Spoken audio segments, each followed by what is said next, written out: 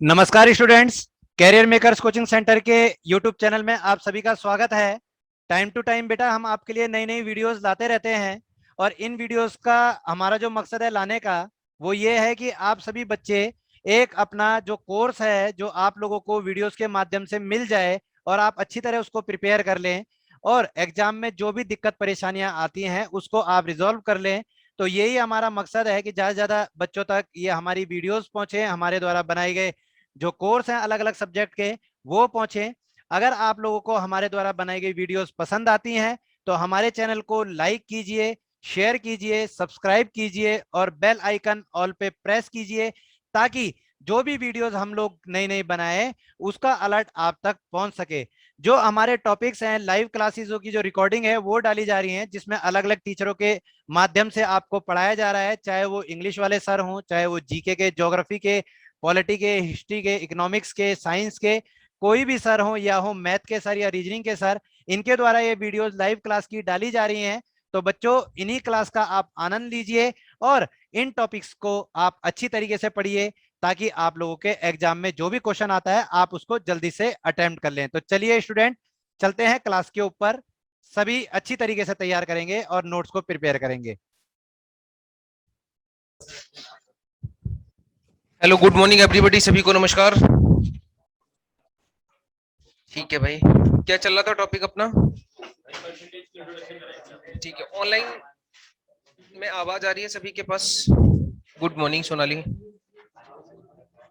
Hemant good morning. चलिए, आवाज आ रही है ना सबके पास ठीक ठाक? ठीक है, गुड। तो अब शुरू करते हैं भाई आगे की बातचीत। परसेंटेज में कुछ बातें मैंने आपको पिछली क्लास में बता दी थी और मैं आशा करता हूँ कि आपको उन सब चीजों के बारे में जानकारी होगी और आप उन्हें रिवाइज करके आए होंगे। ठीक है रश्मि मैम, ठीक है। नितिन भाई गुड मॉर्निंग। ऑनलाइन वालों के पास आवाज आ रही है, चलिए अच्छी बात। गुड मॉर्निंग एवरीबॉडी, सभी को नमस्कार। ऑफलाइन वालों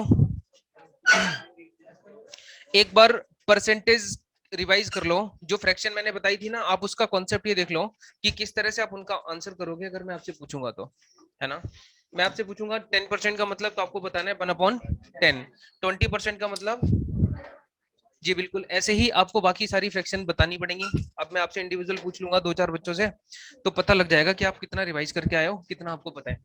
ठीक है, शुरू करें भाई। तो कोई ऐसा है जो रिवाइज करके नहीं आया?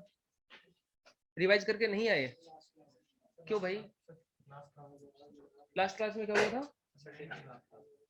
ओके, तुम पीछे बताओ। सॉरी, ओके, तुम तो आए नहीं थे पहले। आज पहली क्लास है क्या आपकी? फिर रिवाइज नहीं किया क्यों? अच्छा, उसके बाद वापस नहीं आए थे? वापस नहीं आए थे उसके बाद? तो मतलब इतने दिन से गए हुए थे आप, पिछले 3-4 दिन से? संडे के बाद मंडे, ट्यूसडे, वेंसडे, तीनों दिन लगातार? फिर बहाना तो कुछ भी मार लो तुम, आप बताओ। अच्छा, आप आए नहीं थे, चलिए कोई बात नहीं। मैं एक बार आपको दोबारा से थोड़ी कोशिश करूंगा समझाने की, आप शॉर्ट में समझना है ना। परसेंटेज में जो मैंने फ्रैक्शंस बताई थी पिछली क्लास में वो मोस्ट इंपॉर्टेंट है और आपके एग्जाम में परसेंटेज तो नहीं आएंगे लेकिन उन्हीं से रिलेटेड सवाल बहुत सारे बन सकते हैं और सारे टॉपिक्स में, मतलब पूरे अर्थमेटिक में आप उनका यूज कर रहे होंगे। अब मैं आपसे पूछ रहा हूँ, एक छोटी सी फ्रैक्शन है 10%। ऑनलाइन वालों तुम भी जवाब देना। 10% को अपन फ्रैक्शन में क्या लिखेंगे?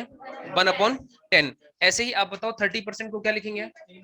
25% को क्या लिखेंगे? 40% को क्या लिखेंगे? गुड गुड, बहुत बढ़िया नितिन। 60% को फ्रैक्शन में क्या लिखेंगे भाई? तो 60/100 होता है और ऊपर वाला 60 20 से कटेगा, 20×60 और नीचे 100, 20×100, तो 3/5 लिखा जा सकता है। आ रही है ना बात समझ? आपको समझ आ रहा है सर थोड़ा बहुत? पक्का ना? क्योंकि नीचे 100 कर देंगे हमेशा, कभी भी परसेंटेज की बात करेगा तो नीचे 100 कर देंगे, है ना, और उसे सिंप्लीफाई कर लेंगे किसी एक पर्टिकुलर नंबर से। ठीक है दोस्त, आप बताओ, पूछ लो। 175% का मतलब क्या होता है फ्रैक्शन में?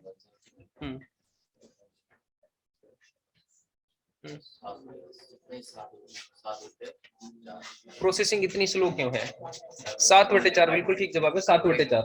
भाई साहब आप बताओ 95% को क्या लिखेंगे? गुड।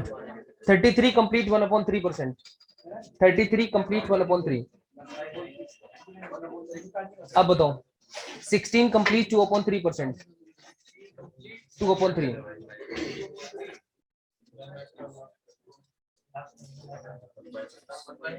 1 बाय गुड, बिल्कुल ठीक।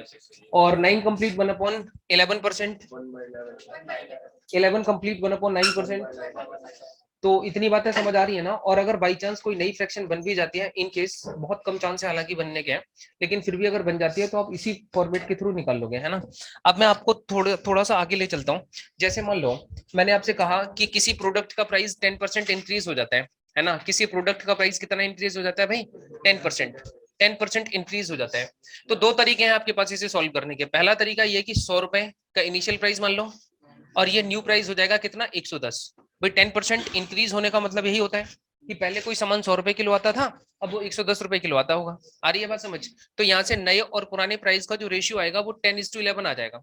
10:11 आ जाएगा। एक तो ये देसी तरीका है आपके पास, ये एकदम देसी तरीका, आप इसकी हेल्प ले सकते हो, लेकिन आपको इसकी हेल्प बिल्कुल नहीं लेनी। क्यों नहीं लेनी, उसका रीजन मैं आपको बताऊंगा। सही, ओरिजिनल और न्यू का रेशियो जो आएगा वो 10:11 आएगा, लेकिन आपको इसका प्रयोग नहीं करना। अक्सर बच्चे इसी का करते हैं। मैं रीजन बताऊंगा क्यों नहीं करना। अपन कैसे करेंगे इस क्वेश्चन को? 10% का मतलब डायरेक्ट अपन 1/10 लिख सकते हैं क्या? बताओ भाई। तो जब लिख सकते हैं तो 10 जो है वो आपका ओरिजिनल मान होगा, ये ओरिजिनल वैल्यू हुआ करेगी हमेशा, है ना। और ऊपर की तरफ जो ये 1 आएगा या 2 आएगा या 3 आएगा, जो भी नंबर न्यूमरेटर में आएगा वो हमेशा डिक्रीज या इंक्रीज हुई वैल्यू हुआ करेगी।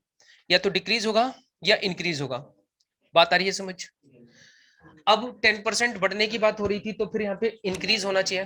तो 10 पे 1 की वृद्धि होगी, तो नए और पुराने प्राइस का रेशियो क्या हो जाएगा? 11/10, यानी कि 10 और 11 का अनुपात हो जाएगा। पहले कोई सामान 10 का था, अब वो 11 का हो गया। आ रही है ना बात समझ? आपको ऐसे करना है, अब रीजन समझना ये क्यों नहीं करना।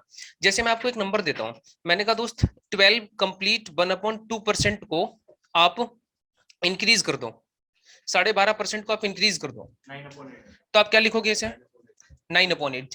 डायरेक्ट अगर हम फ्रैक्शन पे लेके आए इसे, तो इसका मतलब होता है 1/8, है ना। इसका मतलब 1/8 होता है। ये ओरिजिनल वैल्यू है जिसपे 1 बढ़ गया, तो अब नया प्राइस कितना हो गया होगा? 9। और पुराना कितना था?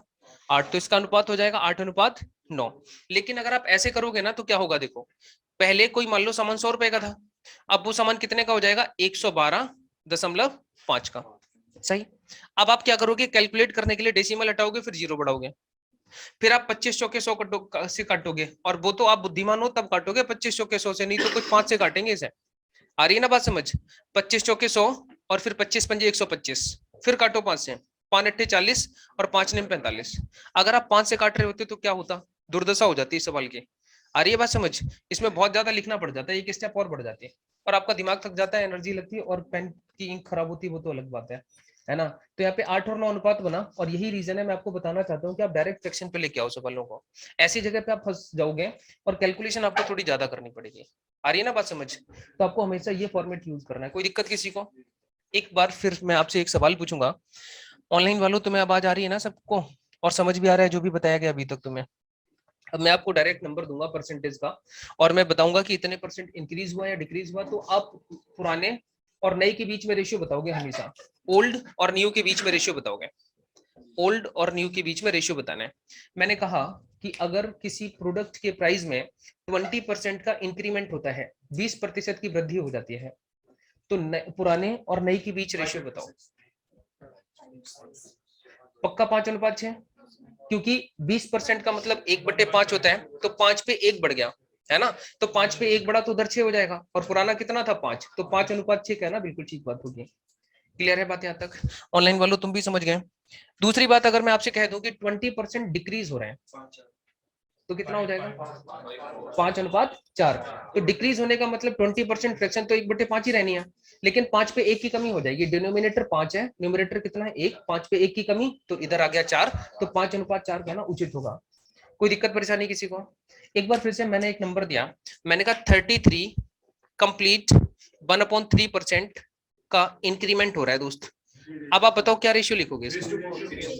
पक्का 3:4, क्योंकि 33 सही 1/3% का मतलब 1/3 होता है, और 1/3 में 3 पे 1 की वृद्धि होगी, इसका मतलब नए पुराने और नए के बीच जो अनुपात बनेगा वो 3:4 बनेगा। मानते हो इतनी बात? दोबारा मैंने एक और नंबर दिया, मैंने कहा 9 कंप्लीट 1/11% डिक्रीज हो रहा है भाई, इस बार डिक्रीज हो रहा है, क्या बनेगा?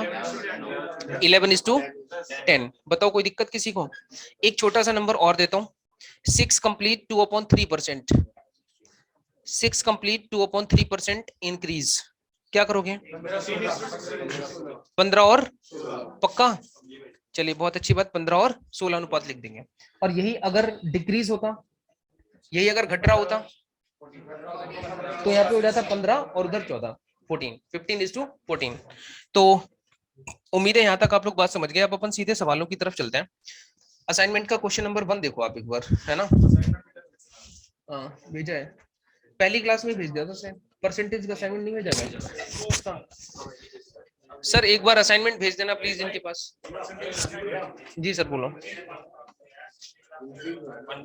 इंक्रीज 15 से 16, देखो इसका मतलब होता है 6 18 2 20/3, 1/15 होते हैं, तो 15 पे 1 बढ़ेगा ना, इंक्रीज का मतलब 15 से 1 बढ़ गया तो 16 हो जाएगा, 15:16। सही है भाई, ये एरो ऊपर की तरफ है ना, इंक्रीज मतलब बढ़ना होता है। हो गया? अभी कर दिया था सर पिछली बार ही आपको, पक्का किया था मुझे याद है सर, फिर भी कर देता हूँ दोबारा, देखो।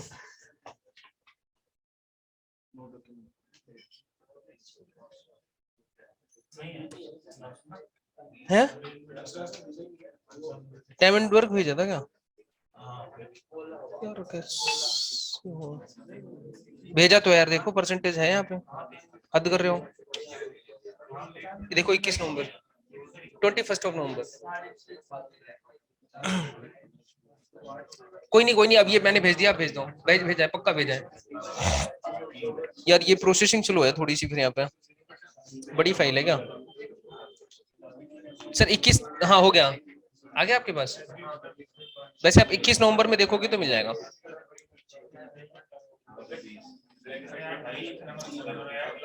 भाई बातें मत करो, एक बार रिवाइज कर लो, है ना? छोटी छोटी फ्रैक्शंस, अगर इनकी हेल्प से आपको बहुत आगे मदद मिलने वाली है।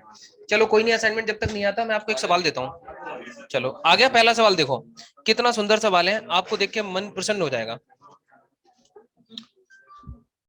चलिए एक बार असाइनमेंट खोलो सभी लोग, और बिल्कुल बातें नहीं करेंगे और क्वेश्चन सॉल्व करेंगे, ठीक है? कितना आ रहे हैं? 7/35, 7/20, हाँ ये ठीक है। नेक्स्ट क्वेश्चन एक और देखो, फर्स्ट क्वेश्चन सबका हो गया सॉल्व? चलिए बहुत अच्छी बात, नेक्स्ट क्वेश्चन करो।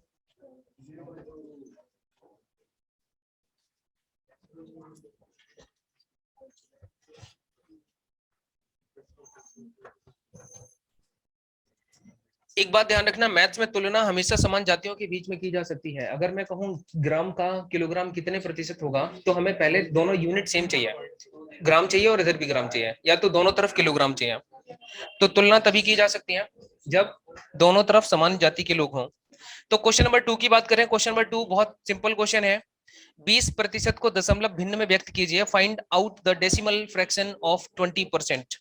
तो देखो 20% को जब हम फ्रैक्शन में चेंज करेंगे, तो आप जानते हो 20% का मतलब तो 1/5 होता है ना? और जब एक को आप भाग दे रहे होंगे 5 से, तो यहाँ पे क्या सिचुएशन बनेगी? पॉइंट लगाओ, पॉइंट लगते ही यहाँ पे 0 गिफ्ट में मिल जाएगा इसे, है ना? तो अब यहाँ से 5 दूनी कितना हो जाएगा? 10, और ये देखो सिंप्लीफाई हो गया, तो इसे आंसर के रूप में ये लिखा जा सकता है 0.2 या 0.2। बात आ गई समझ? तो आंसर ऑप्शन ए ठीक होगा इसका, पहला ऑप्शन बिल्कुल ठीक होगा, आप उसे लगा सकते हो। नेक्स्ट क्वेश्चन में हिंदी में फ्रैक्शन मिसिंग है, तो कोई बात नहीं है, चिंता की बात नहीं है, 9/16 वहां लिख दो आप चाहो तो, है ना? 9/16 को दर प्रतिशत में बदलें, change the fraction 9/16 into percentage. ठीक है दोस्त, क्वेश्चन नंबर 3 हो गया। क्वेश्चन नंबर 4 की बात करते हैं अब। क्वेश्चन नंबर 4, 48 का कितने प्रतिशत? Find out that 6 is what percent of 48। ठीक है भाई, हाँ कोई ऑप्शन नहीं है तो तुम ऑप्शन के लिए क्यों परेशान हो जाते हो? ऑप्शन से क्या मतलब है, क्या दिक्कत है बिना ऑप्शन के?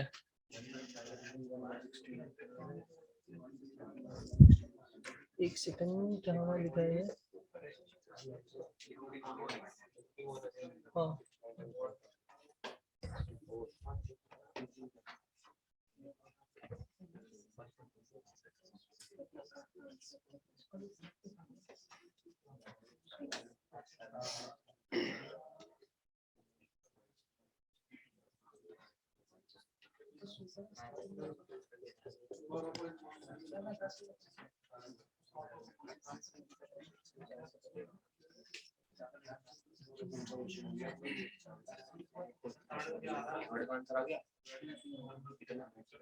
देखो एक चीज ध्यान रखना, एक मैं छोटा सा पॉइंट आपको बता रहा हूँ, परसेंटेज के क्वेश्चन सॉल्व करते समय हिंदी वाले ध्यान रखेंगे, जहां पे भी किसका और किस से आ जाएगा, है ना, या फिर का भी सिंपल वर्ड काल लगा दिखाई दे, जिस नंबर के साथ ये लगा होगा वो नंबर हमेशा डिनोमिनेटर का पार्ट होगा, वो हमेशा नीचे की तरफ आएगा। बात आ रही है ना समझ? जो भिन्न होती है ना फ्रैक्शन, तो उसमें वो नीचे की तरफ आएगा। और इंग्लिश में ध्यान रखेंगे ऑफ और देन, देन में मोर देन हो सकता है या लेस देन हो सकता है, तो जिस नंबर के साथ मोर देन, लेस देन या ऑफ लगा हुआ है वो नंबर हमेशा डिनोमिनेटर में आएगा, हमेशा नीचे की तरफ आएगा। जैसे एक एग्जांपल से समझाता हूँ, क्वेश्चन नंबर 4 एक बार पढ़ो आप, वहां पे लिखा है find out that 6 is what percent, है ना, तो वहां पे देखो that 6 is what percent of 48, तो ऑफ किसके साथ है? 48 के साथ, तो 48 को कहां होना चाहिए? नीचे की तरफ, सही है, और ऊपर 6 हो जाएगा, और परसेंटेज निकालने के केस में हमेशा 100 का गुणा करते हैं।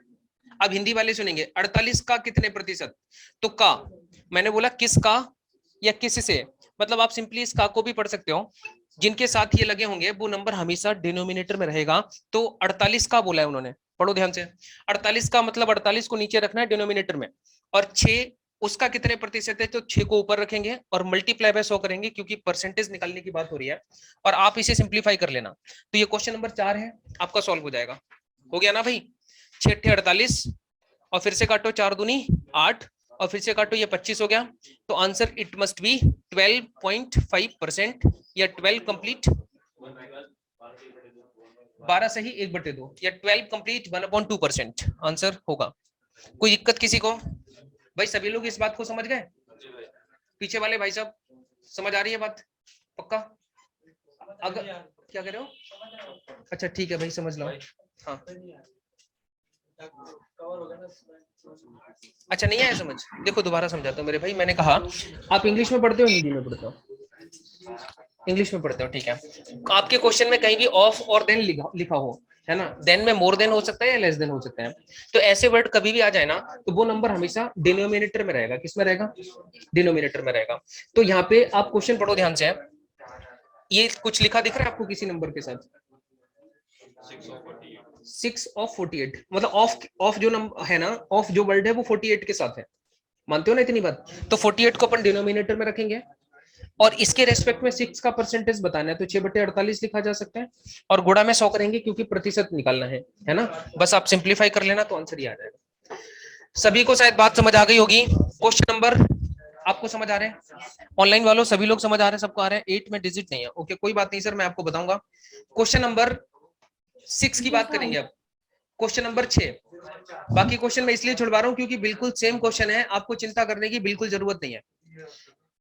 Find out that 12 gram is what percent of 3 kilogram, तो आप खुद बताओ ऑफ किसके साथ लगाए? 3 किलो के साथ, 3 किलो के साथ, तो यहाँ पे लिखेंगे ऑफ अगर 3 किलोग्राम के साथ लिखा है, तो यहाँ पे 3 किलोग्राम, और ऊपर की तरफ क्या आ जाएगा? 12 ग्राम, 12 ग्राम। अब आप एक चीज देखना, क्वेश्चन नंबर 6 है ना ये, एक बात बताओ दोस्त, यहाँ पे ग्राम है और यहाँ पे किलोग्राम है, क्या कंपैरिजन कराया जा सकता है? घोड़े का गधे के साथ कंपैरिजन नहीं हो सकता ना, वही वाली चीज है यहाँ पे भी, कि जब तक समान जाति के नहीं है तब तक कंपैरिजन नहीं करा सकते हैं। आपको क्या करना पड़ेगा, नीचे के किलोग्राम को ग्राम में बदल दो। आप खुद बताओ 1 किलोग्राम में कितने ग्राम होते हैं भाई? 1000 ग्राम। कोई ऐसा तो नहीं बैठा जिसे ये बात नहीं पता? सही है, बहुत दुर्भाग्य की बात होगी अगर ऐसा नहीं पता आपको, तो ध्यान रखना भाई, है ना। 12 ग्राम बटे में क्या कर देंगे, अब 1 किलो में 1000 ग्राम होते हैं, तो 3 किलो में कितने हो जाएंगे?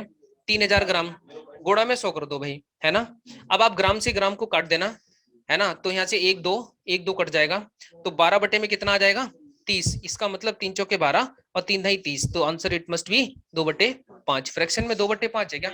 अच्छा कोई बात नहीं, तो चिंता मत करो यार तुम, ऐसे नहीं है, तो यहाँ पे डेसिमल होगा कहीं ना कहीं ऑप्शन में, है ना। ऑप्शन में अगर डेसिमल है तो 5 चौके 20, 0.40 लिखा जा सकता है, या 0.40 लिखा जा सकता है।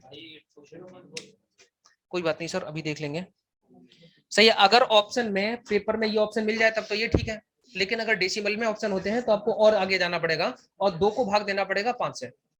सही है, पूछ लो, दिक्कत है कुछ, आराम से समझ लो फिर पूछना अगर कहीं दिक्कत लगे तो।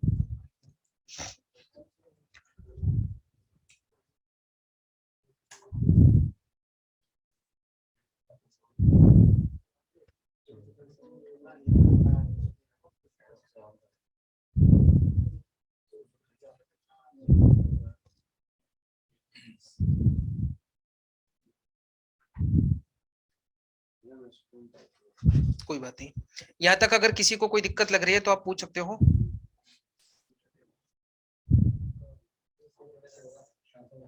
बताता हूँ भाई।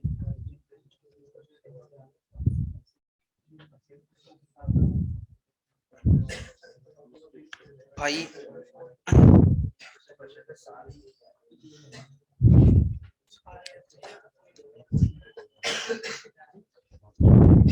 इसमें नंबर क्या लिखा हुआ है, इसका नंबर समझ नहीं आ रहा है ना, कोई बात नहीं, इसे छोड़ दो, कोई बात नहीं, 8वें को छोड़ दो आप, है ना। क्वेश्चन नंबर 9 देखो, 7 4:5, तो 4 5 का प्रतिशत क्या होगा। तो देखो दोस्त, 4 को ऊपर रखेंगे 5 को नीचे, है ना, 4 को ऊपर रखेंगे 5 को नीचे, गुणा में 100 कर देंगे, ये परसेंटेज निकल जाएगा इनका।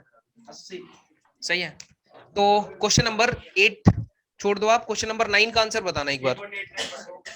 क्वेश्चन नंबर 9 का आंसर 3 पॉइंट, गुड, बिल्कुल सही जवाब है, एकदम सही। बाकी लोग भी कोशिश जारी रखें, ठीक ठीक लगाएं, समय सीमा का ध्यान रखें प्लीज।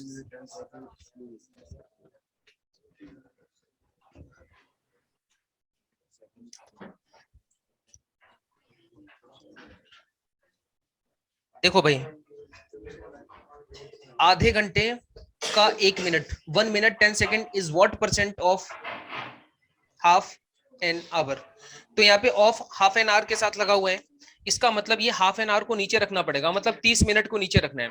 और दोस्त ऊपर की तरफ सेकंड में वैल्यू है, तो इसे जब मैं सेकंड में बदलूंगा तो 30 गुणा में 60 हो जाएगा। बताओ भाई, 1 मिनट में 60 सेकंड होते हैं, तो 30 गुणा 60 टोटल इतने सेकंड आ गए। अब आधे घंटे का 1 मिनट 10 सेकंड, सीधा 70 सेकंड लिखा जा सकता है। तो ये भी सेकंड है और ये भी सेकंड है, दोनों को सेकंड में बदल दिया। इसमें किसी को कोई दिक्कत है बताओ, सभी लोग इस बात को समझ गए। अब दोस्त अगर परसेंटेज निकालनी हो तो क्या करोगे, मल्टीप्लाई बाय 100 कर देना, सही है, और सेकंड से सेकंड कट जाएगा, सही है, और 0 से 0 काट देना, इस 0 को आप इस 0 से काट सकते हो, और 10 सत्ते 70, 70/18, तो 18 दूनी 36, 18 चौक 72, 18 तिया 54, सही है, और फिर 0.89 आ जाएगा, सही है, ये परसेंटेज रहेगी आपकी 3.89% परसेंटेज। कैलकुलेशन पे कमेंट बनाना बहुत जरूरी है, ये आप खुद करोगे। नेक्स्ट क्वेश्चन नंबर 10 में छुड़वा रहा हूं, क्वेश्चन नंबर 11, 1 क्विंटल में कितने किलोग्राम होते हैं। एक क्विंटल में 1000 किलोग्राम होते हैं, 1 क्विंटल में 100 किलो होते हैं, सबको पता है ये वाली बात, ठीक है। तो इसी यहाँ पे आप ये भी क्वेश्चन खुद से करोगे, क्वेश्चन नंबर 11। क्वेश्चन नंबर 12 की बात करें तो 75 millilitre calculate 75 ml is what percent of 1.75 ml। ये भी बहुत आसान सवाल है, आप घर से कर सकते हो। Question number sir 11, calculate that 17 gram is what percent of 6.8 kilogram. कोई बात नहीं, कोई बात नहीं, तरीका बिल्कुल सब सेम है, पैटर्न, आप आंसर के चक्कर में मत पड़ना, परेशान मत होना, कैलकुलेशन की गलती मत करना बस। अच्छा 10 और अच्छा, क्वेश्चन नंबर 10 का वो रिपीट यहाँ पे हो गई इंग्लिश, ओके ओके, कोई नहीं, वो थोड़ा सा देख लेना, है ना, कोई दिक्कत नहीं है। 10 की वो इंग्लिश यहाँ पे आ गई है, और इसकी फिर इंग्लिश कहाँ गई, नहीं है, सिंपल है, इंग्लिश आप ट्रांसलेट कर सकते हो। क्वेश्चन नंबर एक क्विंटल में, एक क्विंटल भाई साहब, 1 क्विंटल में 100 किलोग्राम होते हैं, और 1 किलो में 1000 ग्राम होते हैं, ठीक है। हाँ, अब देखो क्वेश्चन नंबर सीधे 14 की तरफ चलते हैं, क्योंकि ये सारे सवाल बहुत आसान है। क्या कह रहे हो, इफ मिनट में कर ले तो हेमंत सिंह, मैं क्वेश्चन 9 को मिनट में चेंज करके नहीं कर सकते? सर बिल्कुल कर सकते हैं हेमंत भाई साहब, बिल्कुल कर सकते हैं, डोंट वरी। लेकिन उसमें थोड़ा सा मुझे लगता है प्रॉब्लम बढ़ जाएगी, है ना। फिर आप उसे फ्रैक्शन बनाओगे, फिर सॉल्व करोगे। बाकी मर्जी आपकी, कर सकते हो, कोई दिक्कत नहीं, आंसर उससे भी आएगा। सोनाली मैम कह रही है क्वेश्चन 9 रिपीट कर दीजिए। 9 नंबर क्वेश्चन क्या था? 9 नंबर है आधे घंटे का। देखो दोस्त, मैम आपको मैं दोबारा समझाता हूँ। वहां पे बोला है 1 मिनट 10 सेकंड, है ना। 1 मिनट 10 सेकंड की अगर मैं बात करूं तो 1 मिनट में कितने सेकंड होते हैं? 60 प्लस 10 सेकंड, है ना। तो इन सबको जब मैं जोड़ूंगा तो 70 सेकंड ऊपर की तरफ आ जाएंगे, है ना। और इसके बाद नीचे आधे घंटे का, तो ये आधा घंटा मतलब 30 मिनट होता है। और 30 मिनट को भी जब मैं सेकंड में बदलूंगा तो 30 गुणा में 60 करना पड़ेगा। तो ये पूरी बात सॉल्व हो गई। यहाँ तक सेकंड से सेकंड कट गया, गुणा में 100 कर दिया, क्योंकि परसेंटेज पूछी जा रही थी। सही है। जब आप इसे सिंप्लीफाई करोगे तो ये रिजल्ट बन जाएगा 3.89%। आंसर अलग आ रहे हैं। नहीं आएगा सर कैलकुलेशन, तभी तो मैं कह रहा हूँ आप कैलकुलेशन गलत कर रहे हो हेमंत भाई। तभी मैं कहता हूँ अगर जो तरीका मैं बता रहा हूँ ना, इसी से आप करो, ये आसान होगा, इससे आसान नहीं हो सकता। बाकी उससे भी आएगा, आप थोड़ा सा आराम से कैलकुलेशन करना, पेशेंस रखिए, श्योर आंसर सेम आएगा, चेंज नहीं हो सकता। आप बताओ।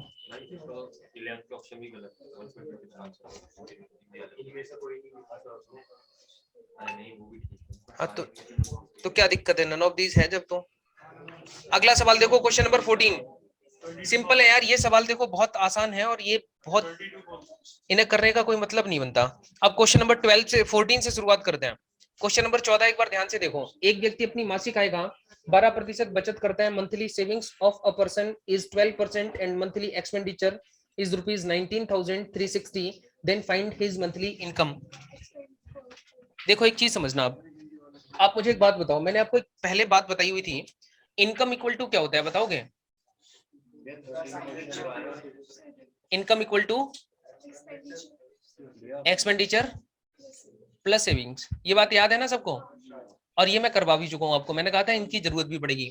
अच्छा, अगर मैं इसे फॉर्मेट को थोड़ा सा चेंज कर दूं और मैं आपसे पूछ लूं कि एक्सपेंडिचर इक्वल टू क्या होता है भाई, तो आप कहोगे इनकम, इनकम माइनस सेविंग। कुछ तो ऐसे बैठे हैं, ऐसा लग रहा है कि वो पहली बार सुन रहे हैं इन सब चीजों को, है ना।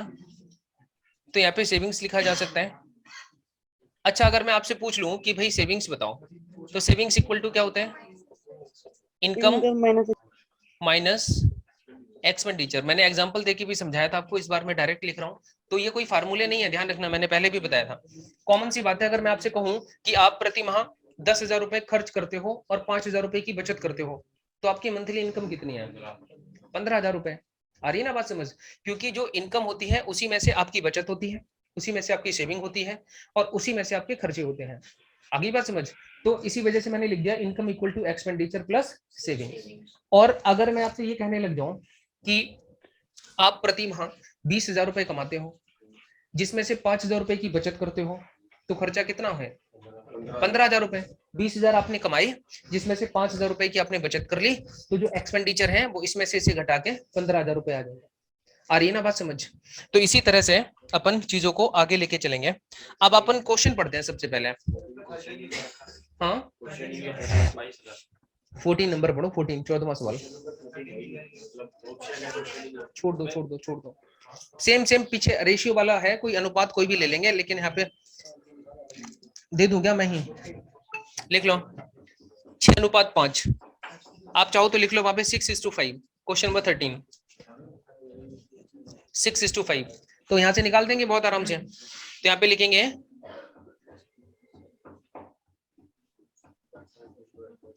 कर लोगे ना, छोड़ दो फिर इसे, ठीक है भाई। तो आंसर नन ऑफ दीज आ जाएगा, ठीक है। क्वेश्चन नंबर 14 देखो एक बार, 14वां सवाल एक बार ध्यान से देखना। एक व्यक्ति monthly savings of a person is 12% and monthly expenditure this one, find his monthly income. Income के बारे में पूछा जा रहा है, इनकम के बारे में पूछा जा रहा है, तो पहला फॉर्मेट यूज हो सकता है ना। मासिक आय का 12% बचत करता है। एक बात बताओ, 12% को फ्रैक्शन में अपन क्या लिखेंगे बताओ भाई? 3/25, है ना। तो 3/25 यानी कि अगर हम यहाँ पे 25 मान लें, सही है ना, इक्वल टू 12% बचत करता है, तो इसकी सेविंग कितनी हो जाएगी? 3, और एक्सपेंडिचर कितना हो जाएगा फिर? 22। भाई ये बात मानते हो? दोबारा समझना ध्यान से। पहली बात हमें ये समझना पड़ेगा कि 12% का मतलब क्या होता है। तो 12% का मतलब होता है 3/25, क्योंकि 12/100 करेंगे तो जब ये नंबर 4 से कटेंगे, सिंप्लीफाई होंगे, तो 4 × 12 और 4 से 25 बार 100 कटेगा, तो 3/25 आ जाएगा, है ना। यानी 25 वो क्या है, उसकी इनकम है, जिसमें से 3 उसकी बचत है अकॉर्डिंग टू द क्वेश्चन, है ना। और 3 रुपए अगर बचत कर रहा है तो खर्च कितना करता होगा, 22 करता होगा।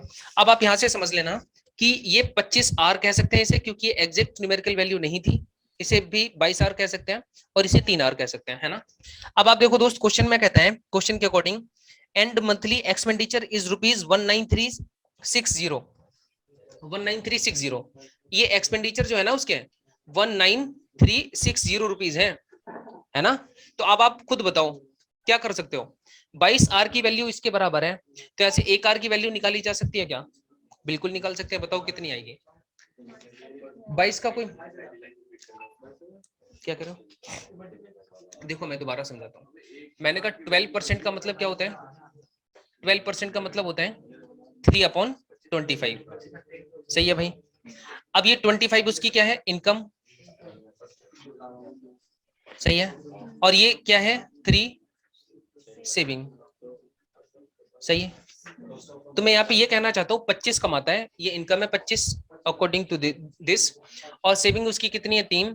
तो यहाँ पे कौन सा नंबर आएगा, 25 - 3 = 22। तो 22 खर्चा है, 22R की वैल्यू इसके बराबर है, तो 1R की वैल्यू बताओ, तो बता दो कितनी आएगी। 22 का कोई ऐसा मल्टीपल जो 193 से छोटा हो, तो 2 × 16 और 2 × 16, 160 और 16 176, है ना। तो यहाँ पे 8 बार कट गया। अब 193 में से 176 को माइनस करो, 190 में से 76 को घटाओ 14, और उधर 3, क्योंकि 93 नंबर था तो 17, और फिर से 6 लगा हुआ है तो 176, तो 22 × 8 176, और यहाँ पे 0 लगा देंगे। इतना मल्टीपल पे बैठा है नंबर, और जब ये नंबर इतने मल्टीपल पे बैठा है तो इनकम वाला नंबर भी इतने ही मल्टीपल पे बैठा होना चाहिए, सही है। तो 25 88 का 25 गुना करो, कितना आएगा बता दो। हाँ 22,000, 22,000, तो आंसर कितना आ रहा है आपका 22,000। 880 का 25 गुना करोगे तो ये आपका आंसर होगा, ये उसकी इनकम होगी, मंथली इनकम उसकी ये वाली हो जाएगी। बताओ कोई दिक्कत। हाँ कर सकते हो, बिल्कुल कर सकते हो, श्योर कर सकते हो। ये भी डायरेक्ट ही है भाई, लेकिन यहाँ पे थोड़ा सा मैंने ये एक्सप्लेन कर दिया सही से, है ना। हाँ वो कर लेंगे आप, उससे कर सकते हो, लेकिन जो बच्चे पहली बार इस चीज को पढ़ रहे हैं वो ऐसे ही करें, बिल्कुल उन्हें एक एक चीज समझ आएगी और पता रहेगा कि हमें कैसे करना है। नहीं नहीं सही है भाई, बिल्कुल बताता हूँ भाई। देखो 12% का मतलब 3/25 होता है, सही है। 3/25 में 25 उसकी इनकम है, 3 उसकी सेविंग है ना। तो 25 यानी कि 25 में से 3 अगर कोई व्यक्ति बचत कर रहे हैं तो 25 इनकम यहाँ से ले लिया मैंने, और सेविंग मैंने यहाँ पे रख दी 3। तो अब आप क्या करोगे, आपको क्या निकालना है इसका, इसके एक्सपेंडिचर निकालना है। तो 25 - 3 = 22। आप चाहो तो एक काम और कर लेना, छोड़ो, आपको क्या निकालना है, एक्सपेंडिचर किसी तरह निकालना है, तो एक्सपेंडिचर निकाल लो भाई, कोई दिक्कत नहीं है। तो एक्सपेंडिचर निकालने के लिए हमें क्या करना पड़ेगा, 25 - 3 = 22। वो तो अपने हिसाब से ही चीजें करनी पड़ेंगी आपको एग्जाम के अंदर, है ना। तो यहाँ से देखो, यहाँ से पता लग गया कि 25 में से 3 घटाया तो 22 आ गया। ये 25 उसकी इनकम थी, ये उसकी सेविंग है, तो ये एक्सपेंडिचर हो जाएगा। अब यहाँ से आप क्या करोगे, 22R की वैल्यू 19,360 के बराबर, तो 25 इनकम की वैल्यू किसके बराबर होगी, तो इसका उससे मल्टीप्लाई कर देना। अगर मैं आपसे यहाँ पे ये पूछने लग जाऊं कि रुपए में सेविंग बताओ, तो आप क्या करोगे, 3R की वैल्यू के साथ मल्टीप्लाई कर दोगे 880 का।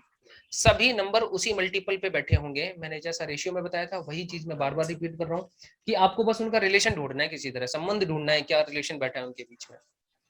अगर कोई दिक्कत है तो आप पूछ सकते हो, अगर किसी को भी कोई दिक्कत लग रही हो तो। नहीं लग रही कोई दिक्कत, चलिए अच्छी बात है।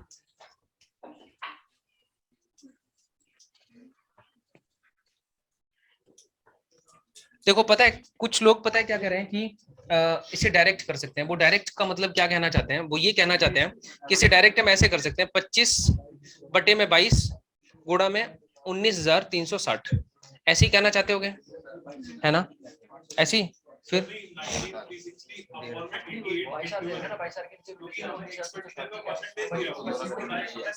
नहीं, फिर 88 पे आप कहाँ पे पहुंच गए, 88 पे कैसे, हाँ हाँ नहीं, इधर आना। तो बात तो भैया ना 88 को जब आप काटोगे तो नंबर तो यही बनेंगे ना, सिंपल बात। 22 बनेगा, ऊपर 25 बनेगा, 100 बटे 88 करोगे जब आप। डाटा केवल दूसरी दे दो, क्या चीज हट रहा है। हाँ ठीक है, मैं समझ रहा हूँ आपकी बात। आप अगर यहाँ से भी करना चाहो तब भी हो जाएगा, मतलब अगर 22 से काटोगे ना इसे तो ये कटेगा 188,880 और फिर इसका मल्टीप्लाई 25 के साथ कर दोगे तब भी रिजल्ट यही आएगा 22,000। तो देखो पहली बात है ना, पहली बार जब आप सीख रहे हो तो बहुत ज्यादा तेज भागने की कोशिश मत करो। जो लोग पढ़ चुके हैं ना पहली बार, जिनका कॉन्सेप्ट क्लियर है, वो बहुत तेज भाग जाए, कोई दिक्कत नहीं है मुझे, सही है। लेकिन जो लोग पहली बार पढ़ रहे हैं बिल्कुल परेशान ना हो। आप ये पहली बार चीजों को बहुत बारीक से देखो और बहुत ज्यादा शॉर्टकट जनरेट करने की कोशिश मत करो। मैं ये जो तरीके बता रहा हूँ ये भी 30 सेकंड से ऊपर आंसर नहीं जाने देंगे, कंफर्म है। लेकिन जब आप दोबारा पूरी शिद्दत से पढ़ोगे तो वो 10, 12, 15 सेकंड में भी आंसर आएगा आपका, सही है। तो एग्जाम क्वालिफाई करने के लिए सब इतना सफिशिएंट है, आप चिंता मत करो, ठीक।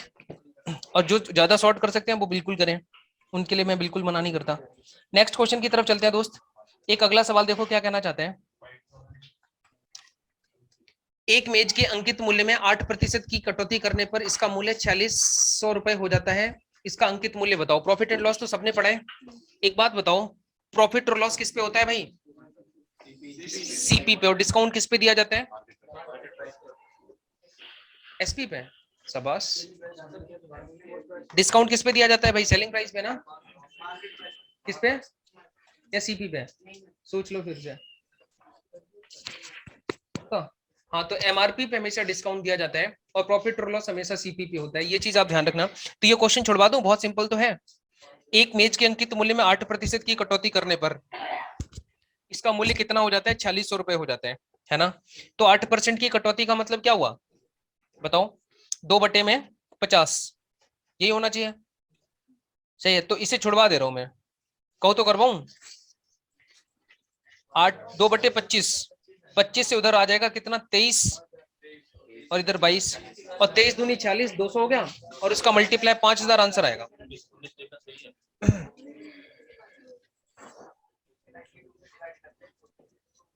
सही। समझ गए बात? कहो तो बताऊं इस वाली बात को। हाँ देखो 8% का मतलब होता है, क्वेश्चन नंबर कौन सा है अपना? 8% का मतलब होता है 8/100। फिर तुम कहोगे बड़ा कर दिया। 8/100 का मतलब होता है 2/25। ये दोनों नंबर 4 से कट जाएंगे, सही है। तो ये 25 जो है ना, ये आपका एमआरपी होगा, ये एमआरपी होगा और ये 2 क्या होगा? डिस्काउंट होगा। ये आपका डिस्काउंट होगा। क्वेश्चन नंबर कौन सा चल रहा है? 15 यानी 15वां सवाल, ठीक है। अब आप एक बात बताना, अगर आपने 25 पे 2 का डिस्काउंट किसी व्यक्ति को दे दिया है ना, तो उसका सेलिंग प्राइस कितना बनेगा? तो यहां से सेलिंग प्राइस निकाल सकते हैं क्या? Selling price equal to 25 minus, सही है।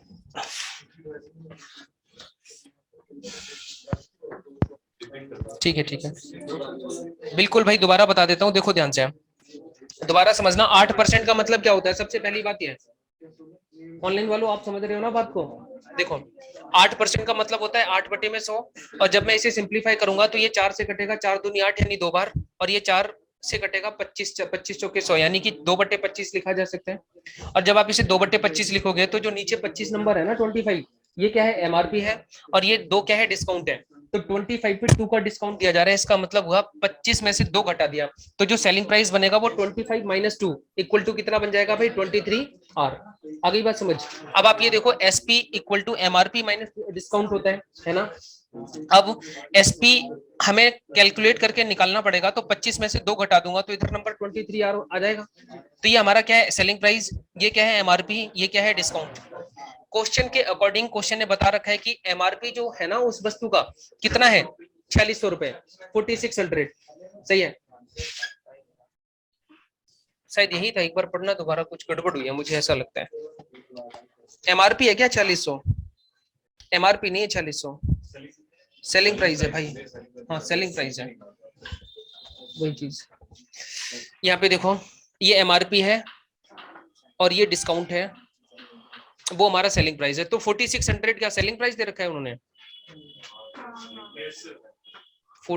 4600 सेलिंग प्राइस है ना, तो ये सेलिंग प्राइस हमें एमआरपी बताना था।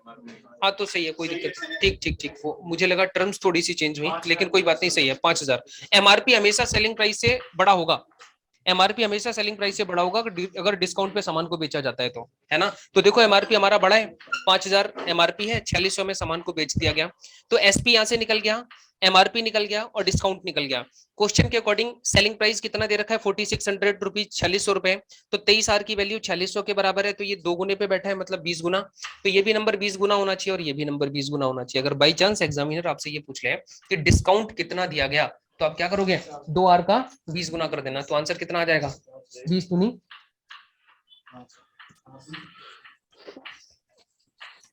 यहाँ पे ना 200 होना चाहिए शायद, है ना, यहाँ पे भी 200 और यहाँ पे भी 200 वही, और यहाँ पे भी 200 फिर, है ना। अगर आपसे डिस्काउंट पूछा जाए तो 200 गुना करेंगे तो यहाँ पे कितना आ जाएगा, 400।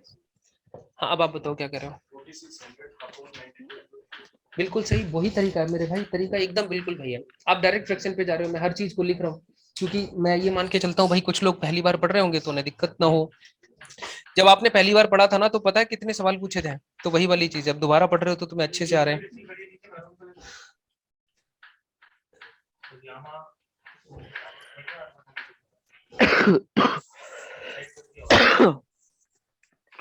चलो भाई अगले क्वेश्चन की बात करते हैं। देखो एक बार नेक्स्ट क्वेश्चन क्या कहना चाहते हैं, फलों के मूल्य में 30% कमी करने पर उनकी बिक्री 40% अधिक हो जाती है। भाई ये क्वेश्चन मैं छुड़वा देता हूँ, आपको लग रहा है ये सब सवाल करे हुए हैं, बताओ भाई। अगर फलों की बिक्री, देखो मैं चलो समझाता हूँ फिर भी, कौन सा वाला, अच्छा नहीं हुआ, कोई बात नहीं, मैं करवाता हूँ। थोड़ा अगर ध्यान से समझोगे ना तो आपको लगेगा कि सर ये बिल्कुल सिंपल सवाल है और हम पहले ऐसा कर चुके हैं। मैं आपको समझाता हूँ, the sale of fruit is increase by 40%, सही है ना। फलों की जो सेल है ना वो 40% बढ़ जाती है, यानी कि 5 से कितनी हो जाती है, 5 से 7 हो जाती है। फलों की सेल 5 से 7 हो जाती है, भाई मानते हो इतनी बात, 5 से 7, सही है। ये उसकी सेल है, ये ओरिजिनल कह सकते हैं इसे, और इसे न्यू कह सकते हैं, है ना। पहले अगर उसके 5 सेब बिकते थे, मतलब अगर फ्रूट्स, मतलब मान लो कोई एप्पल का सेलर है, सेब बेचता है, और क्वांटिटी अगर मैं देखूं, पहले अगर 5 किलो सेब बेचता था, अब उसके 7 किलो सेब बिकने लगे डेली, डिमांड बढ़ गई। आ रही ना बात समझ। फिर कहते हैं फलों के मूल्य में 30% कमी होने पर, पहले कमी हो रही है ना, तो पहले सिस्टमेटिक ही लिखें तो ज्यादा ठीक होगा। पहले प्राइस को हम कम करेंगे, है ना, पहले प्राइस कम करेंगे, प्राइस कम होने की वजह से डिमांड बढ़ी, तो प्राइस कितना कम हुआ भाई, 30% का मतलब 10 से कितना हो गया होगा, 7। इससे सेल पे प्रभाव पड़ा, अगर वो पहले 5 किलो से बेचता था तो अब वो कितने बेच रहा है भाई, 7 किलो। आ गई बात समझ, बताओ यहां तक कोई दिक्कत है आपको, पक्का कोई दिक्कत नहीं है। ऑब्वियस सी बात है, सिंपल कॉन्सेप्ट रहता है भाई मार्केट का, अगर किसी भी प्रोडक्ट का प्राइस डाउन हो जाए तो उसकी कंजप्शन बढ़ जाती है, डिमांड बढ़ जाती है ना। तो 10 से 7 हो गया प्राइस, लेकिन 5 किलो से 7 किलो क्वांटिटी उसकी बिकने लगी। अब उसके टोटल रिवेन्यू पे क्या प्रभाव पड़ेगा, उसके टोटल प्रॉफिट और लॉस कितना परसेंट बढ़ेगा घटेगा, वो चीज आपसे पूछी जा रही है। एक बात बताना, पहले 10 रुपए किलो मान लो सेब बेचता था, है ना, और 5 किलो सेब डेली बेच देता था, तो टोटल रिवेन्यू कितना जनरेट हुआ उसके पास, टोटल अमाउंट कितना आया, 50 रुपए। भाई मानते हो इतनी बात, price into sale equal to total expenditure या टोटल रिवेन्यू आ जा सकता है। अब आप देखो, अब 7 रुपए के हिसाब से 7 किलो बेच रहे हैं तो कितना आ रहा है पैसा, 49 रुपए। तो आप खुद बताओ कमी हुई या बढ़ोतरी हो गई, एक ही कमी हो गई, इस पे 50 पे मल्टीप्लाई बाय 100 करेंगे, क्योंकि परसेंटेज फाइंड आउट करना है, तो answer it must be 2% decrease, 2% decrease जिस ऑप्शन में लिखा होगा वही आपका सही जवाब है। सही है, 2% की कमी आ गई भाई, 2% डिक्रीज। नितिन कनौजिया, बिल्कुल नितिन भाई सही जवाब है। क्वेश्चन नंबर है दोस्त 16 नंबर सवाल। अगला क्वेश्चन कहता है, रमेश के वेतन में 20% की वृद्धि कर दी गई, बढ़े हुए वेतन को 20% कम करने पर रमेश को कितने प्रतिशत का लाभ या हानि होगी। पहले आप इसे छाप लो, उसके बाद हाँ दोबारा बताऊं। देखो मेरे भाई सवाल पढ़ो एक बार आप। एक फ्रूट सेलर था, उसने अपने फ्रूट्स के प्राइस में 30% की कमी कर दी, सही है। अक्सर इन सब लोगों के साथ ऐसे ही होता है कि मान लो पहले दिन ये 100 रुपए किलो सामान बेचते हैं और जब सामान खराब होने लग जाता है तो वो उससे उसका प्राइस कम कर देते हैं ताकि जल्दी सेल हो जाए, खराब ना हो, है ना। तो मान लो पहले 10 था तो अब कितना हो जाएगा 7, क्योंकि 30% डिक्रीज हुआ। 30% का मतलब होता है 3/10, तो 10 पे 3 की कमी कर दी उसने, है ना। तो पहले 10 रुपए किलो सामान बेचता था, अब वो 7 रुपए किलो सामान बेच रहे हैं। आ रही है बात समझ, क्लियर हो गई बात। अब आप ये देखो, अगर उसने प्राइस डाउन किया तो उसकी जो कंजप्शन, उसकी जो खपत है वो बढ़ गई, सेल बढ़ गई, तो सेल 5 से 7 हो गई, क्योंकि 40% का इंक्रीमेंट हुआ। 40% का मतलब होता है 40/100 यानी 2/5, तो 5 पे 2 की वृद्धि हो गई, तो 5 की जगह कितना सामान बेच रहे हैं 7, है ना। और अब अगर टोटल मुझे पैसा इसका निकालना है कैलकुलेशन करके, तो 10 गुणा 5 बराबर 50 और 7 7 49, तो पहले 50 रुपए टोटल आ रहे थे उसके पास, अब 49 आ रहे हैं। एक की कमी आ गई, किस पे 50 पे गुणा 100, क्योंकि परसेंटेज निकलना है। अब बताओ। हाँ क्या बढ़ा है? नहीं, वो मैंने गलती से पहले सेल लिख दिया था, बाद में प्राइस लिखना था मुझे। क्वेश्चन के अकॉर्डिंग मैं चल रहा हूँ, जिससे किसी को कंफ्यूजन ना हो। अगर मैं वैसे भी करता तब भी आंसर आता, है ना। ऊपर अगर सेल कर दो, नीचे प्राइस कर दो, वो मैं गलती से मैंने समझ लिया कि ऊपर वो सेल है और वो प्राइस का, सीक्वेंस गड़बड़ हुआ था बस, और कुछ नहीं। ये कौन है भाई?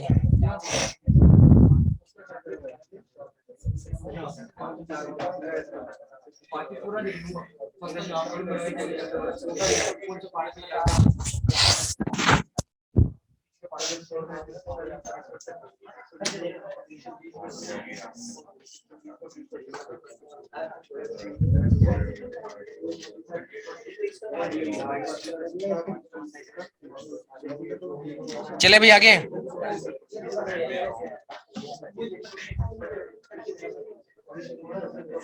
देखो एक अगला क्वेश्चन देखना। अब अगले क्वेश्चन को देखने से पहले आप बताओ सक्सेसिव डिस्काउंट का फार्मूला क्या होता है?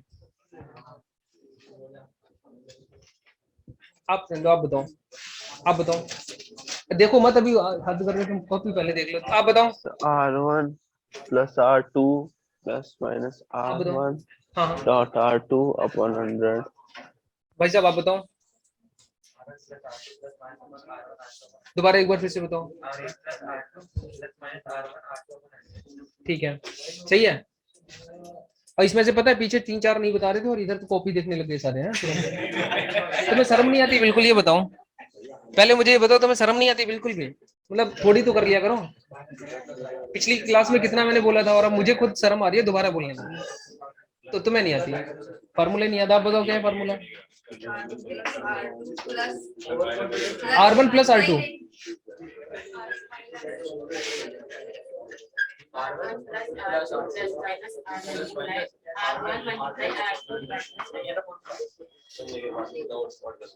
बहुत बढ़िया भाई, तुम बताना एक बार पीछे से। हेलो, तुम मैसेज कर लो पहले, हैं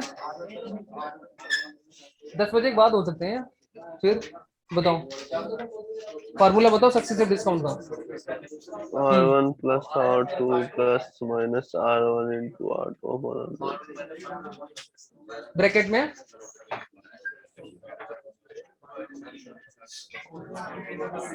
क्या क्या क्या चाहते क्या हो तुम? फिर आप चलो एक सवाल बताओ फिर मुझे। 35% का increment, 35% decrease, total profit and loss percentage. चलो 30-30 कर लो आप। हाँ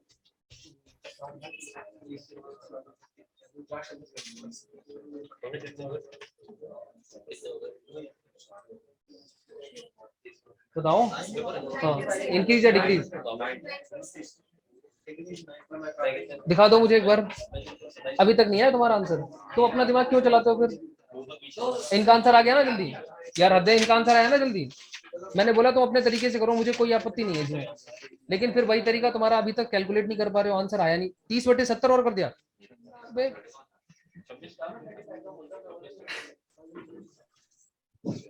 35 पे कैसे करते हैं बोलो? हाँ 35 का तरीका बता दो सिर्फ मुझे। हाँ तुम ऐसा क्यों लगता है तुम घुमा लोगे हमें? तुम ऐसा क्यों लगता है कि कुछ भी बोल दोगे और हम मान जाएंगे बात तुम्हारी? फिर पढ़ लिया करो ढंग से, ठीक है? हाँ। और ये क्या तरीका है, मतलब कि हम अपने तरीके से करते हैं, अब हमारा तरीका अलग है। हेलो, इधर देखो, इधर तो देखो पहले। तुम्हारा तरीका अलग क्या, मतलब ये क्या था? फिर आप यहाँ क्यों आ रहे हो? हद है यार, मतलब ऐसे पता है दिक्कत क्या होगी? और तुम लोग आवाज मत करो, बिल्कुल ठीक है, चुपचाप सही शांति से बैठो। दिक्कत ये होगी 6 महीने बाद तुम कहोगे पता नहीं क्या पढ़ा दिया था कोचिंग में, और हमें कुछ समझ ही नहीं आया।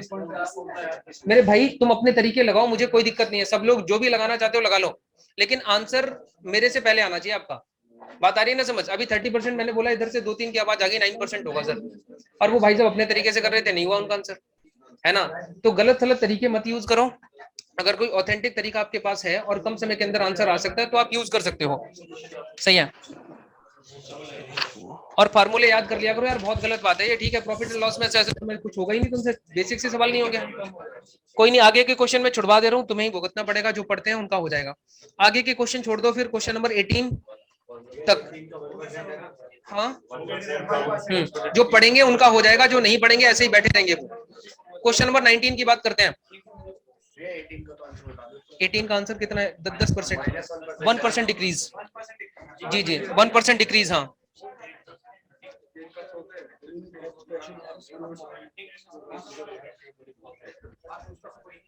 इससे पहले वाला क्वेश्चन नोट किया था भाई साहब, दिखाना एक बार।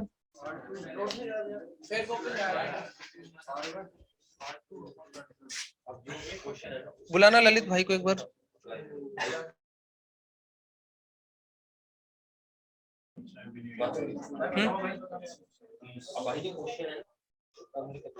चलो कोई नहीं, नेक्स्ट क्वेश्चन देखो। क्वेश्चन नंबर 19 क्या कहता है?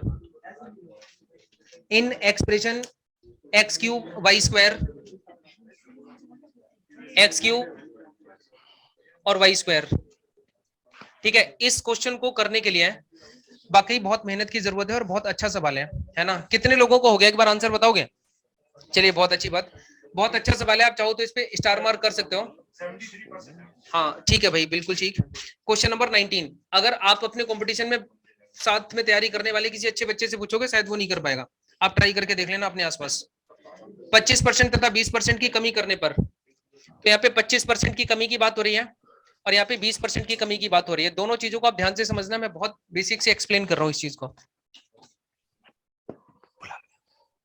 हाँ, यहाँ पे 25% और यहाँ पे कितना? 20%। अब देखो 25% का मतलब क्या होता है? 1/4, मतलब 1/4 ये कमी की बात हो रही है, तो 4 पे 1 की कमी हो गई भाई, कह सकता हूं ना 1 की कमी। सही है दोस्त, ये हो गया 1 की कमी, 1 की कमी, ठीक। और 20% का मतलब होता है दोस्त 1/5, मतलब कि 5 पे 1 की कमी। भाई कह सकता हूं ना 1 की कमी। बताओ कोई दिक्कत किसी को? अब आप ये देखो, एक्स क्यूब और वाई स्क्वायर यानी व्यंजक है ये, तो कमी होने के बाद 4 से ऊपर नंबर कितना रह जाएगा? 3, और बटे में 4 इसे लिखा जा सकता है, और ऐसे ही यहाँ पे 4/5 लिखा जा सकता है। बताओ कोई दिक्कत किसी को? है ना? यानी कि ये नंबर जो है ना वो एक्स है आपका, और ये नंबर क्या है? वाई है। यहाँ पे चर्चा हो रही है एक्स की इस साइड, और इस साइड चर्चा हो रही है वाई की, है ना? तो x को 4 से 3 कर दिया कम करने पर, और y को 5 से 4 कर दिया कम करने पर। मानते हो ना इतनी बात? तो कहता है कि एक्स क्यूब और वाई स्क्वायर के व्यंजक में कितने प्रतिशत की कमी आएगी, यानी कि एक्स क्यूब और वाई स्क्वायर में यहां लिख सकता हूं, सही है ना? और एक्स क्यूब और वाई स्क्वायर में यहां भी लिख सकता हूं। बहुत बेसिक से मैं बता रहा हूं, स्टेप्स बढ़ रही हैं, कोई बात नहीं, लेकिन आप समझने की कोशिश करना। एक्स क्यूब का मतलब होता है ये इनिशियल बात है, और ये न्यू बात है, मतलब ये ओरिजिनल है, ये बड़ा नहीं था तब का है, ये ओरिजिनल है ना? डिक्रीज करने के बाद यहाँ पे नई सिचुएशन बनी होगी तो ये न्यू हो जाएगा। अब आप देखो एक्स की ओरिजिनल वैल्यू कितनी थी? तो 4 थी, तो 4 का क्यूब किया जा सकता है और गुणा में। वाई की ओरिजिनल वैल्यू कितनी थी? 5, तो यहाँ पे 5 का स्क्वायर किया जा सकता है, सही है? ऐसे ही देखो एक्स की एक्स क्यूब, ये न्यू वैल्यू बनेगी घटने के बाद। तो दोस्त एक्स का मान कितना है यहाँ पे? 3, तो 3 का क्यूब किया जा सकता है ना भाई, है ना? और इनटू वाई का नया मान कितना बन जाएगा घटने के बाद? 4, तो यहाँ पे 4 का स्क्वायर लिखा जा सकता है। अब आप यहाँ पे सिंप्लीफाई करने की कोशिश करो, ये 4 स्क्वायर है और ये 4 पे पावर 3 है, मतलब ये कट जाएगा, है ना? 4 की पावर 3 में से 4 की पावर 2 घटेगा तो यहाँ 4 की पावर 1 ही बचेगा, 1 4 बचेगा। तो यहाँ पे 4 गुणा 5 पंजे 25 लिखा जा सकता है क्या, है ना। और वहां पे 3 तिया 9 लिखा जा सकता है, 3 तिया 9 तिया 27, 27 यानी यहाँ पे कितना आ गया 100 और यहाँ पे कितना आ गया 27। अब आप खुद बताओ कमी करने के बाद व्यंजक के मान में कितने प्रतिशत का परिवर्तन आया। तो 100 से 27 रह गया, कितने की कमी आ गई भाई 73। किस पे कमी आ रही है 100 पे। परसेंटेज निकालने के लिए क्या करना पड़ेगा गुणा में 100, तो इससे ये काट देना तो आंसर इट मस्ट बी 73%। आप ये लिख दो, सही है। आप आराम से समझ लो, अगर कहीं कोई दिक्कत लग रही है तो मैं उस चीज को दोबारा बता दूंगा। बिल्कुल सर बताऊंगा, आप एक बार इसे लिख लो आराम से सर रिपीट कर दो।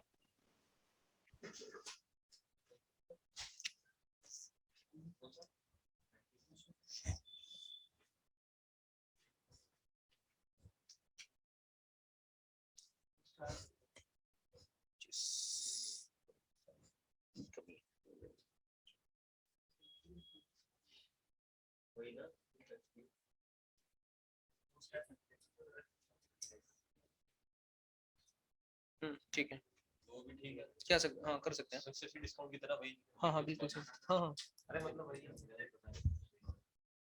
ये उसकी तरह है जैसे मतलब जब पॉपुलेशन किसी नगर की बढ़ जाती है, जैसे 10,000 पॉपुलेशन थी इनिशियल और 20% के हिसाब से बढ़ोतरी होती है तो 3 साल बाद कितनी हो जाएगी, तो 3 बार लिखेंगे। हाँ 4 बार तो 4 लिखेंगे, 5 बार तो 5 लिखेंगे। यहाँ जो सामने लिखे हैं ना नंबर, ये आपको एक एक चीज बता रहे हैं कहाँ पे कमी हुई, कैसे कैसे नंबर आए, वो हर चीज लिखी हुई है आपके सामने।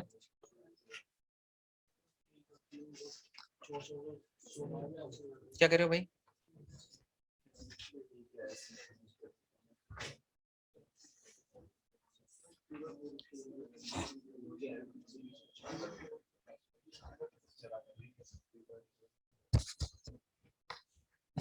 घर जाके इस क्वेश्चन को रिवाइज आप जरूर करना एक बार।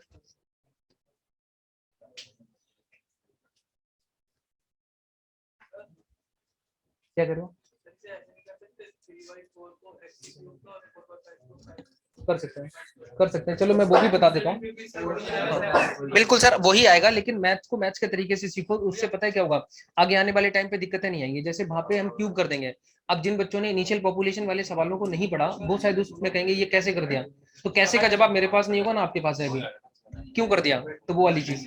लेकिन मैं आपको फिर भी वही तरीका वो भी बता देता हूँ। इस क्वेश्चन को ऐसे भी किया जा सकता है अगर आप चाहो तो, ये भी चीज सीखना और घर जाके इस पे भी इस पैटर्न पे भी रिवीजन जरूर कर लेना एक बार। दूसरा तरीका मैं आपको समझाता हूँ, देखो दूसरा तरीका ये हो सकता है जैसे 25% की कमी हो रही है वहां पे, है ना। 25% की कमी का मतलब होता है 3/4। भाई मानते हो इतनी बात, है ना, यहाँ तक कोई दिक्कत किसी को। अब 25% की कमी हो रही है तो यहाँ पे लिखा है एक्स क्यूब, तो पहले वाले नंबर को इन्होंने एक्स मान लिया और दूसरे वाले नंबर को क्या माना है वाई, सही है। तो एक्स की पावर कितनी है 3, मतलब कि 3 बार गुणा होना चाहिए 3/4 और फिर 3/4। आ रही है बात समझ, सही। ऐसे ही फिर आप देखो y का जो वेरिएबल है, y का जो मान है वो 20% कम हो जाता है, तो 20% का मतलब क्या होता है भाई 4/5, मानते हो ना इतनी बात। और यहाँ पे y पे स्क्वायर है, देखो y पे स्क्वायर है, इसका मतलब इसका मल्टीप्लीकेशन आपको 2 बार करना पड़ेगा, सही है भाई। अब आप इसे कैलकुलेट कर लेना, तो जब आप इसे कैलकुलेट कर रहे होंगे तो 4 से 4 कटेगा और इस 4 से ये 4 कटेगा और 3 तिया 9 तिया 27 आ जाएगा ऊपर की तरफ और नीचे 5 पंजे 25 चौके 100 आ जाएगा, सही है। तो यहाँ से वैल्यू डिक्रीज होके कितनी आ जाएगी 73%। आप ऐसे भी कर सकते हैं, ये वही, हाँ हाँ बिल्कुल ये वही तरीका है जो पॉपुलेशन वाले क्वेश्चंस में अपन आगे परसेंटेज में ही करेंगे। क्या परसेंटेज में करेंगे आगे, जब मैं पॉपुलेशन के सवाल आपको बताऊंगा। हाँ हाँ ठीक है आप कर लो, ऐसे कर लो भाई, लिख लो इसे एक बार। ठीक है आगे पॉपुलेशन के क्वेश्चन इसी टाइप में आएंगे, जब एक जैसे एक नगर की इनिशियल जनसंख्या 10,000 है और 20% प्रतिवर्ष के हिसाब से जनसंख्या बढ़ती है तो 3 साल बाद जनसंख्या कितनी होगी, उसी तरह के क्वेश्चन है जहाँ पे पावर का कॉन्सेप्ट मैं आपको सिखाऊंगा समझाऊंगा। चले अब आगे। हाँ ऊपर मल्टीप्लाई किया ना 3 3 होती है 27,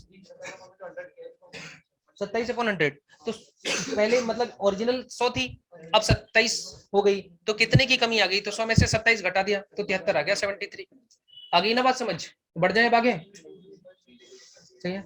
नेक्स्ट क्वेश्चन देखो, और अगला सवाल मैं छुड़वा रहा हूँ, देखो अच्छा एक बात ईमानदारी से हाथ उठाना वो लोग एक बार ईमानदारी से हाथ उठाना बोलोगे, और ऑनलाइन वालों तुम भी कमेंट करके बताना कितने लोगों को लग रहा है ये सवाल बिल्कुल सेम है प्रॉफिट एंड लॉस की तरह। थोड़ा बहुत लग रहा हो, आ रहा है, ऐसा फील हो रहा है ना, थोड़ा बहुत ज्यादा अंतर नहीं दिख रहा होगा यार अभी तक। जो पैटर्न को अगर आप समझ पा रहे हो तो अंतर बहुत ज्यादा नहीं है कैलकुलेट करने में, घुमा फिरा के चीजें भाई रेशियो पे और उस पे बैठी हुई है।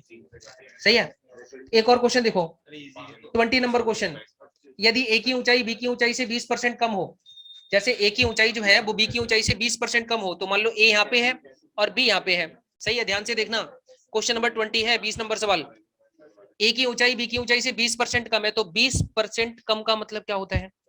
20% का मतलब 1/5 है ना, तो यहाँ पे हो जाएगा 5 और 4 है ना, तो यहाँ पे आ जाएगा 4 और यहाँ पे आ जाएगा 5। ए की ऊंचाई बी की ऊंचाई से 20% कम है, तो 20% का मतलब होता है 1/5, तो 5 पे 1 की कमी आ गई, तो ये 4 हो गई और वो 5 हो गई। सही है भाई, क्लियर है बात यहाँ तक? अब आप ये देखो, बी की ऊंचाई ए की ऊंचाई से कितने परसेंट ज्यादा है? तो 4 से कितनी ज्यादा है? 1/4, 4 पे ज्यादा है। परसेंटेज निकालने के लिए 100 का गुणा करना पड़ता है, तो ऐसे जब आप इसे काट रहे होंगे तो आंसर कितना आ जाएगा? 25%। तो आंसर इट मस्ट बी 25%। सही, इसी तरह से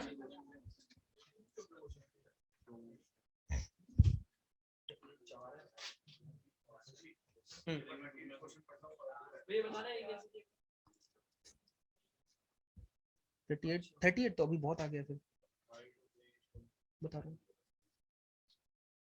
यहाँ तक किसी को कोई दिक्कत ऑनलाइन वालों? प्लीज एक बार बताओ अगर कोई आपको दिक्कत है या किसी भी तरह से ना समझ आ रहा हो, कुछ और हो। फर्स्ट क्वेश्चन बता दो, मैंने प्रॉफिट एंड लॉस का क्लास नहीं ली सर। एक क्वेश्चन बता दो। हाँ, हेमंत बता दिया भाई, एक क्वेश्चन तो बताया था मैंने। ये बालक बहुत, नितिन नितिन गुड गुड, नितिन बहुत बढ़िया, बिल्कुल ऐसे ही कीप इट अप, लगे रहो, लगातार करते रहो मेहनत। नेक्स्ट क्वेश्चन की तरफ चलते हैं। देखो 21 नंबर क्वेश्चन, 21 नंबर क्वेश्चन करवा चुका हूं मैं पहले, सेम क्वेश्चन करवा चुके हैं अपन प्रॉफिट लॉस में, है ना? बताओ कोई दिक्कत किसी को 21 नंबर क्वेश्चन में? ये वाला क्वेश्चन पढ़ो एक बार सर।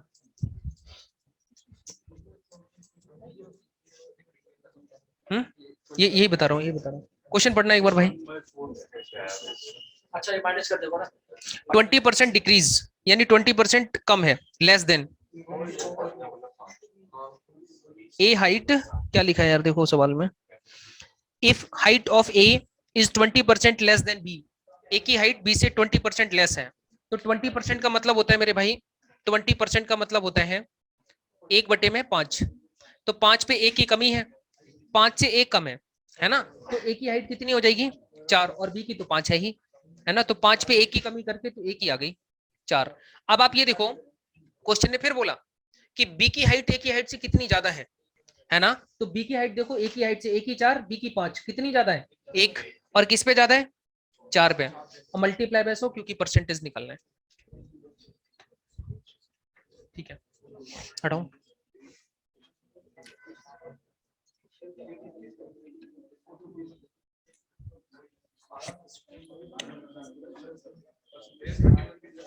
ट्वेंटी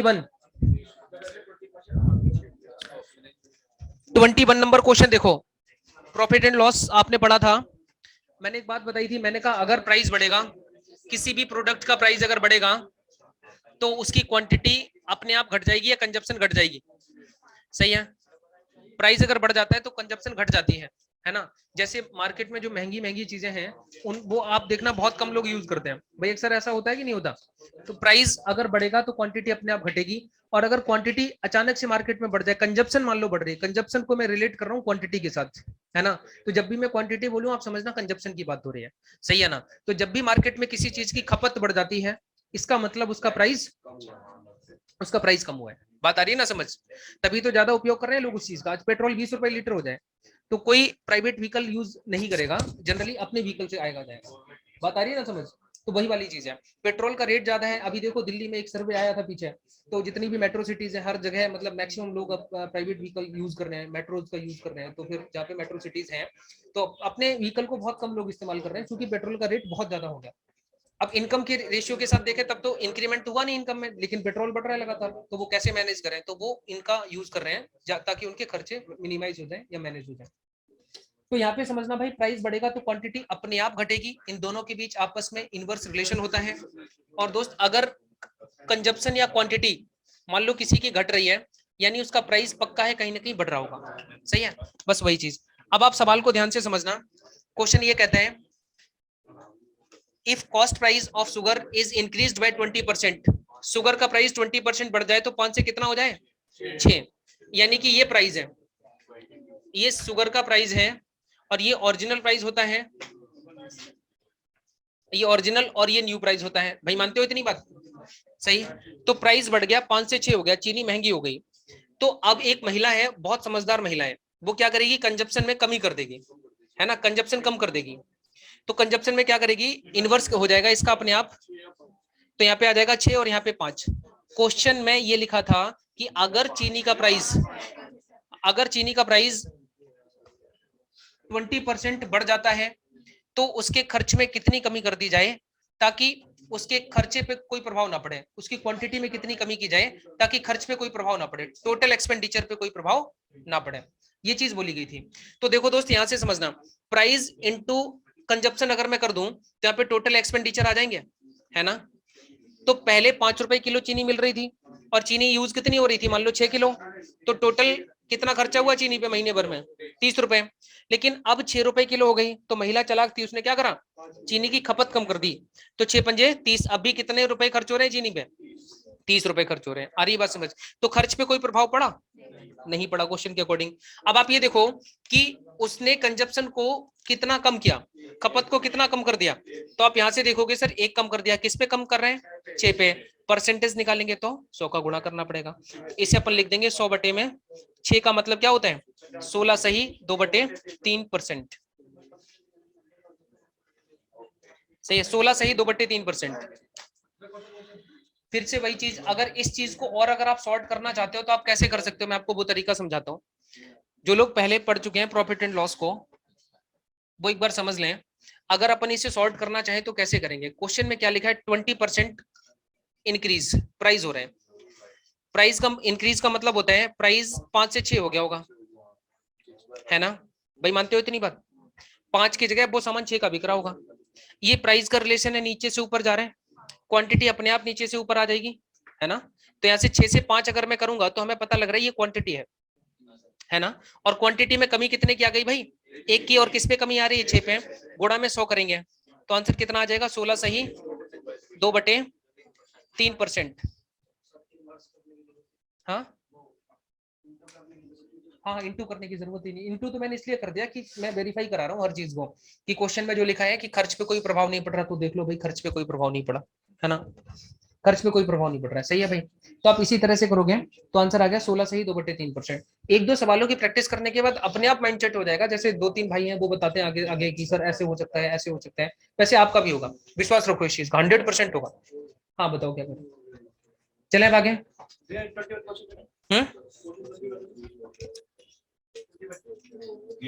गुड गुड, ये कौन है बच्चा,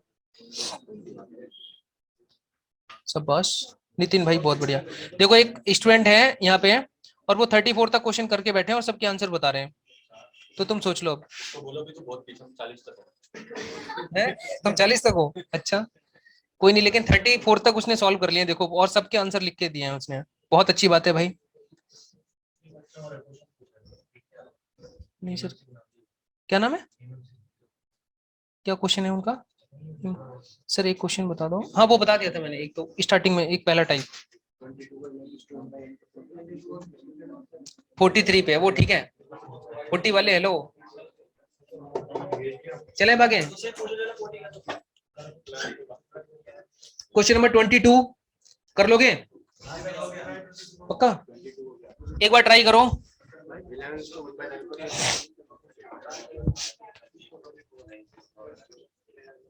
ट्वेंटी टू एक बार ट्राई करो भाई सभी लोग, हो गया। तो देखो चीनी के मूल्य में 10% कमी हो रही है, तो 10 से कितनी हो रही है चीनी का प्राइस, 10 से 9, तो ये अपने आप 9 से 10 हो जाएगा, सही है। अब आप ये बताओ कितने की कमी, कितने की बढ़ोतरी हो गई, 1/9 गुणा में 100, और इसका मतलब आप बखूबी जानते हो क्या होता है 11 कंप्लीट 1/9%, ये बात मैंने बता रखी है। तो ये आंसर आ गया। क्वेश्चन नंबर 22, कोई दिक्कत?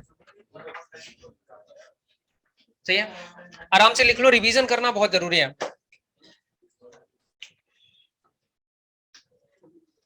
देखो next question 23, 24 homework, 25 homework, 26 homework, 27 homework, 28 homework, 29 as it is बिल्कुल सेम। 30 नंबर क्वेश्चन रिपीट हुआ है। क्वेश्चन नंबर 31, क्वेश्चन नंबर 31 का आंसर बताओ आप लोग। क्वेश्चन नंबर 31, जिन्हें ऐसा लग रहा है बहुत सारे क्वेश्चन छुड़वाए जा रहे हैं, तो वो वही लोग हैं जो काम चोरी करते हैं, जो मेहनत नहीं करना चाहते, घर जाके रिवीजन नहीं करते हैं। जिन्हें लगता है कि जो इतने सारे क्वेश्चन छुड़वा दिए हैं, वही क्वेश्चन छुड़वा रहा हूं मेरे भाई। जो क्वेश्चन मैंने 2-2, 3-3 बार करा दिए हैं, आपको मेहनत करनी पड़ेगी भाई। पेपर देने हम थोड़ी ना जाएंगे, आपको ही जाना पड़ेगा, तो आपको सीखना भी पड़ेगा।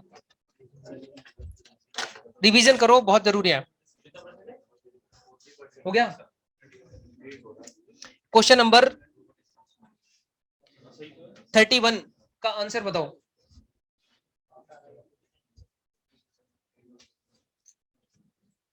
%40 बढ़ रहे हैं का मतलब हुआ 5 से कितना हो रहा है? 7। 5 से 7 हो रहे हैं, सही है। अब आप डायरेक्ट इसे कर सकते हो ना, कितने की कमी हो गई? 2 की। किस पे कमी हो रही है?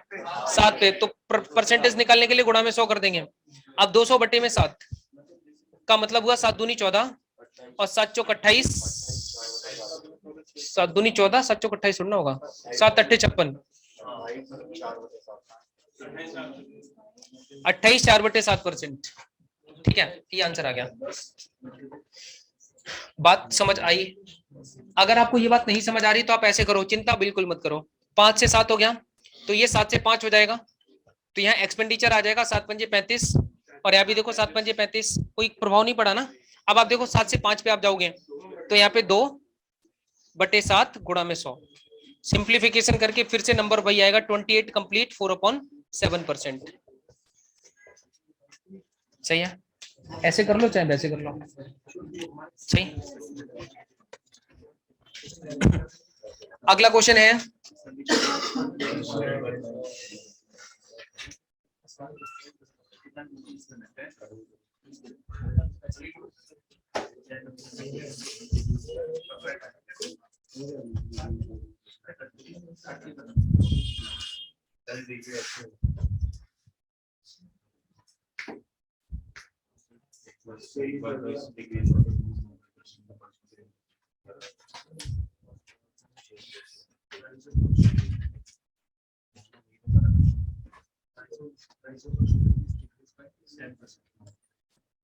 चले भाई आगे। देखो क्या कहते हैं सवाल। क्वेश्चन नंबर कौन सा आएगा इसके बाद? 32।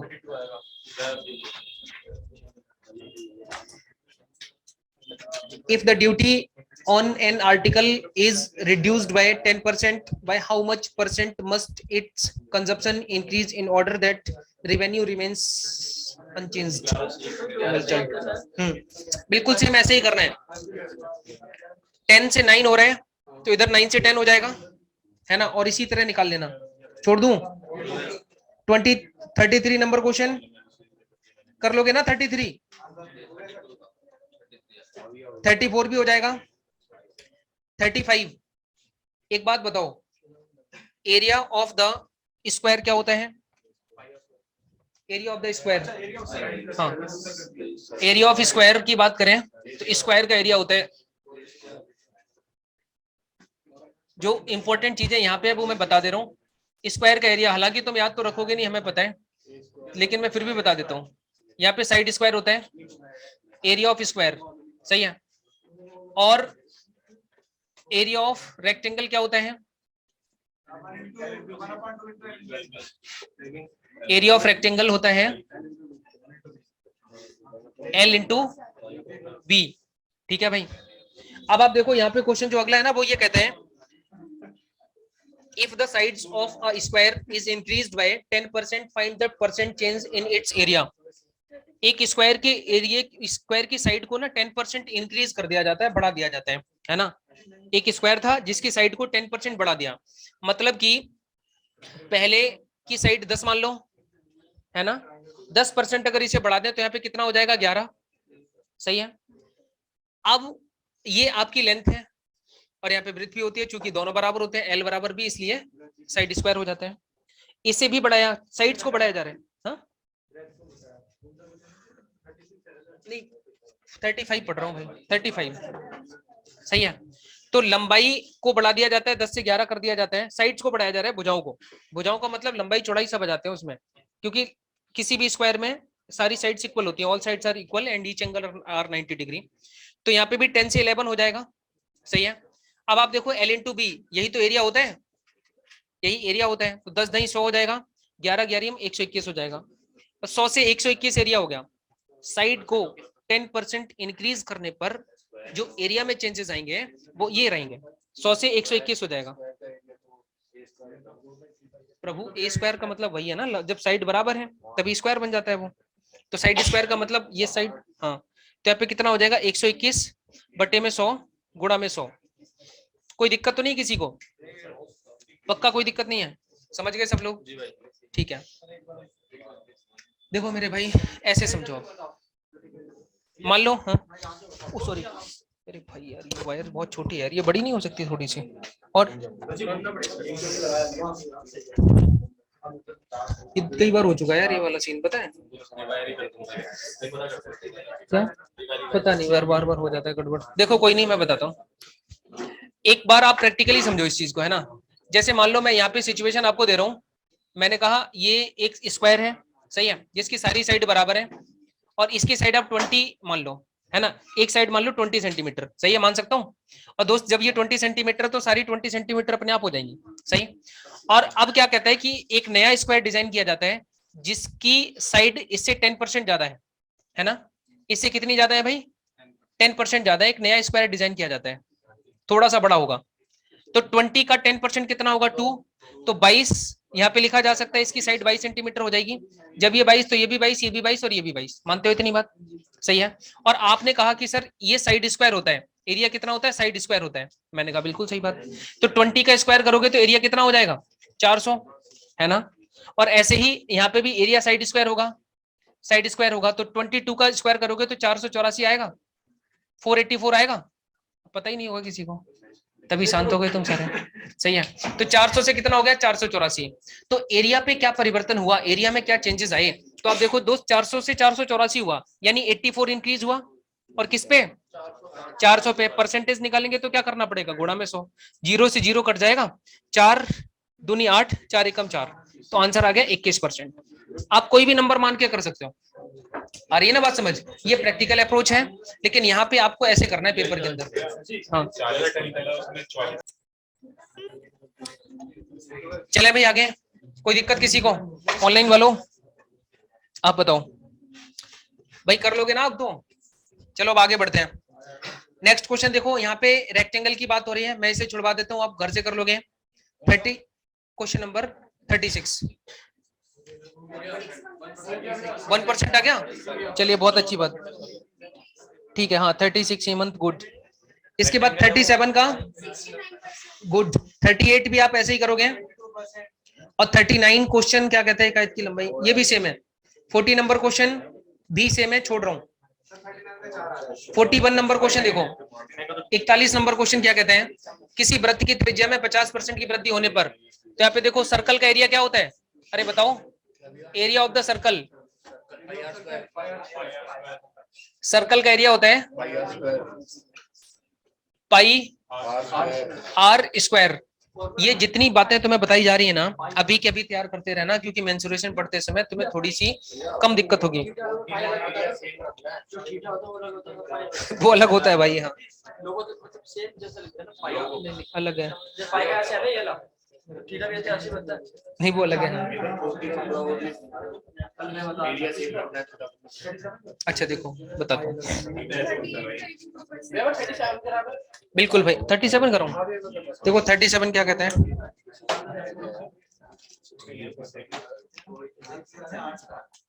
ये तो सेम है यार बिल्कुल वैसे ही। If the side of square is increased by 30%, 30% का मतलब हुआ 10 से 13 हो गई साइड, सही है। तो यहाँ पे भी 10 से 13 होनी चाहिए, क्योंकि चूंकि दोनों साइड बराबर होती हैं। तो 10 दाई 100 और 13 तेरियम 169। तो यहाँ पे दो डायरेक्ट आंसर आ गया 69%, 69 अपॉन 100 इंटू 100, 69%। सही है। हाँ 40 बता देता हूँ, देखो 40 नंबर क्वेश्चन देखना भाई। ये सारे एरिया जितने बताए आज ना, क्षेत्रफल सब याद होने चाहिए तो मैं अगली क्लास में। 40 नंबर देखो भाई। When the length of rectangle increase by 60%, rectangle की लेंथ को 60% इंक्रीज कर रहा है, तो 60% का मतलब क्या होता है? 5 से 8 हो गई। सही है भाई। How much percent decrease his breadth so that area of rectangle remains same? तो चौड़ाई में कितनी कमी करेगी जिससे क्षेत्रफल पे कोई प्रभाव ना पड़े? मतलब जो एरिया बने ना, एरिया बने वो दोनों जगह सेम आए, यहाँ पे भी सेम आए और यहाँ पे भी सेम आए। सही है। तो यहाँ पे करेंगे 8 और यहाँ पे कर देंगे 5, तो यहाँ पे भी एरिया आ जाएगा L इंटू बी यानी 40, और यहाँ भी कितना आ जाएगा 40। अब आप ये देखो चौड़ाई में कितने परसेंट की कमी करनी पड़ रही है, तो आप करोगे 3/8 गुणा 100, तो 25 बार कटेगा, 2 बार कटेगा, 25 या 75/2 का मतलब 37 कंप्लीट 1/2%। 30 दूनी 60, 7 दूनी 14, आधा आधा 1, 75। सही। क्योंकि क्वेश्चन के अकॉर्डिंग उसने बोला है कि चौड़ाई को कितना कम किया जाए कि जिससे उसके एरिया पे कोई प्रभाव इंपैक्ट ना आए, सेम रहे। तो एरिया सेम करने के लिए हम इस नंबर को उठा के यहाँ पुट करते हैं, इससे भाग करते हैं, तो इतनी ही कमी का अगर हम कर दें तो हमारा एरिया चेंज नहीं होगा। 8×5 40 पुराना, 8×5 40 नया। ठीक। कोई दिक्कत यहाँ तक किसी को? ऑनलाइन वालों आपको? चलिए ठीक। क्वेश्चन नंबर कौन सा वाला देखो बताता हूँ।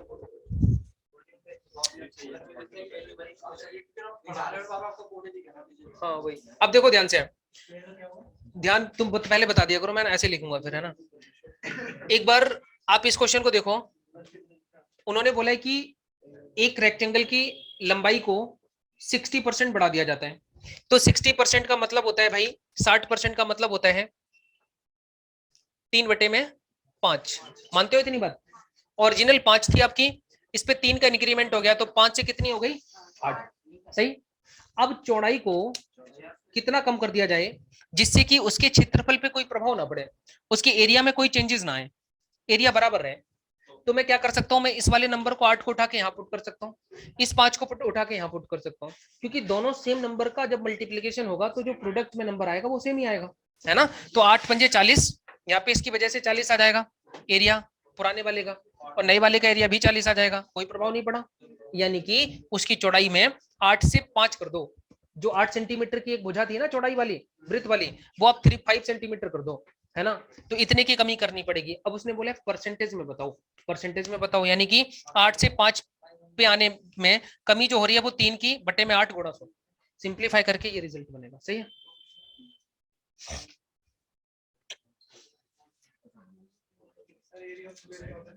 Area of square, side square या L इंटू बी भी लगा सकते हैं। साइड स्क्वायर होता है भुजा स्क्वायर, या L इंटू बी भी बोला जा सकता है। सही है। हाँ कौन सा देखते हैं भाई। When the radius of circle increase by 50%, how much percent change in area of the circle? Circle का एरिया एक बार फिर से बता दो क्या होता है भाई? पाई आर स्क्वायर। Very good. अब देखो रेडियस में कितना चेंज हो रहा है? 50% बढ़ाई जा रही है। 50% का मतलब हुआ 3/2। सही है ना? सॉरी हाँ 3/2, 3/2 लिखा जा सकता है। 50% का मतलब होता है 1/2, और 2 पे 1 का इंक्रीमेंट हुआ, तो ऊपर रेडियस हो गई 3, नीचे कितनी 2। अब आप खुद बताओ, यहां पे अगर मैं लिख दूं ओरिजिनल, हालांकि ये भी एक लाइन में हो सकता है ओरिजिनल, और यहां लिख दूं न्यू, आप बताना area of the square original कितना था? पाई आर स्क्वायर। न्यू कितना होगा? तो आप कहोगे सर पाई आर स्क्वायर। पाई से पाई आराम से कट जाएगा। पहले वाली रेडियस हमारी कितनी है? 2, तो 2 का स्क्वायर। नई वाली रेडियस कितनी है? 3, तो 3 का स्क्वायर। तो 2 दूनी कितना हो जाएगा? 4, 3 3 9। पहले वाले का एरिया इतना, दूसरे वाले का एरिया इतना। सही है। रेडियस बढ़ाने के बाद एरिया भी बढ़ेगा अपने आप। अब कितना परसेंट बढ़ गया तो आप कहोगे सर 4 से 9 हो गया, यानी 5 बढ़ गया। किस पे? 4 पे, गुणा में 100, 25 पंजे 125, 125 आंसर आ गया। सही है भाई, बात समझ आई? Sir repeat.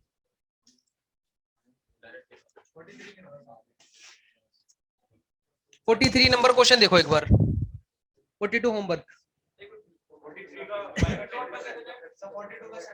4/3 pi R cube लगा देना, हटाऊ इसे। 4/3 पाई आर क्यूब।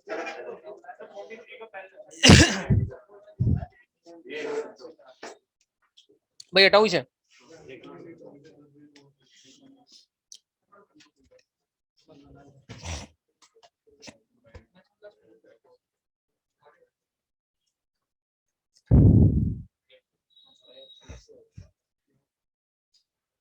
क्या वो बताओ, दिक्कत है कुछ? पूछ लेना अगर कोई दिक्कत लगे तो। गुस्सा आ रहा है बहुत तेज है? कुछ गुस्सा आ रहा है क्या? फिर सोनाली मैम क्या रिपीट करना है बताओ, बोलो भाई। यही क्वेश्चन। बोलो बोलो, रिपीट क्या करना है भाई?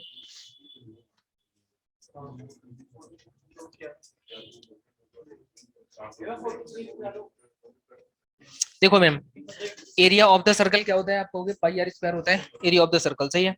यहां से उसके बाद मैंने कहा कि उसकी सर्कल की रेडियस में 50% का इंक्रीमेंट हो रहा है, तो 50% की इंक्रीमेंट का मतलब होता है 1/2, तो 2 पे 1 की वृद्धि हो गई, तो 2 से अब रेडियस कितनी हो गई? 3, पहले थी 2, है ना। तो ये ओल्ड रेडियस है और ये न्यू रेडियस है, 2 से 3 हो रही है। अब आप ये बताओ, पाई आर स्क्वायर और यहाँ भी पाई आर स्क्वायर, सही है ना, दोनों जगह, क्योंकि ये ओल्ड वाला है, ओरिजिनल वाला है, ये नया हो गया। रेडियस बढ़ाने के बाद यहाँ से एरिया जनरेट होगा और ये पहले वाला है, तो पाई से पाई कट गया। आर की वैल्यू मैंने पुट कर दी 2, 2 का स्क्वायर। आर की वैल्यू यहाँ भी पुट कर दी 3, 3 का स्क्वायर, तो 2 दूनी 4, 3 3 9, ये हो गया एरिया ओल्ड, ये है एरिया न्यू। तो 4 से 9 कितना बढ़ गया? 5। किस पे? 4 पे गुणा 100, परसेंटेज निकाल दिया, 125% आ गया। सही है भाई। क्वेश्चन नंबर 43 आप एक बार देखो, हटाऊं? क्वेश्चन नंबर 43 मेंसुरेशन पढ़ेंगे ना, तो ये सारे एरिया, पेरीमीटर, वॉल्यूम, इन सब की चर्चा करेंगे अपन, लेकिन अभी जो बेसिक है वो आप सीख लो, और उम्मीद की जाती है ये सब छोटी छोटी चीजें होती हैं, आप सबको पता होनी चाहिए। क्वेश्चन नंबर 43 देखना एक बार, क्या कहते हैं? 43 4/3 पाई आर क्यूब लगा देना, 4/3 पाई से 4/3 पाई कटेगी, आर क्यूब की वैल्यू से कंपेरिजन हो जाएगा जैसे इसमें किया था, सही है। 4/3 पाई आर क्यूब। देखो 43 नंबर सवाल है, if 8% of x equal to 4% of y, then find 20% of x। एक बात बताओ, 8% का मतलब क्या होता है, या फिर 8% का मतलब ना जान के आप सीधा 8/100 भी कर सकते हो, क्योंकि मुझे लग रहा है कि नंबर कटेगा आगे जाके। तो यहाँ पे ऑफ का मतलब मल्टीप्लीकेशन, और यहाँ पे x बराबर y का 4%, तो y का 4% मतलब 4/100 हो जाएगा, सही। 4/100, ये वाला 100 इस 100 के साथ कट जाएगा, और ये 4 दूनी 8 कट जाएगा, तो ऐसे x/y की वैल्यू कितनी आ जाएगी? 1/2। भाई मानते हो इतनी बात?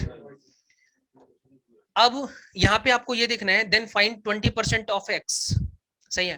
तो x का 20% कितना होगा? तो x का 20% अगर हमें निकालना है, तो x का मान कितना है? x का 20% मैं पहले तो लिख देता हूँ, x का 20% बराबर किसके बराबर हो सकता है? तो x का 20% मतलब हुआ, x का मान तो 1 ही है ना, इनटू 20% का मतलब 1/5 होता है, तो इसे डायरेक्ट 1/5 लिखा जा सकता है क्या? सही है, इसे 1/5 लिखा जा सकता है। किस ऑप्शन में? इनमें से किस ऑप्शन में? अब आंसर ऑप्शन ए उठा के देखो एक बार, किस ऑप्शन में ये वैल्यू बनेगी?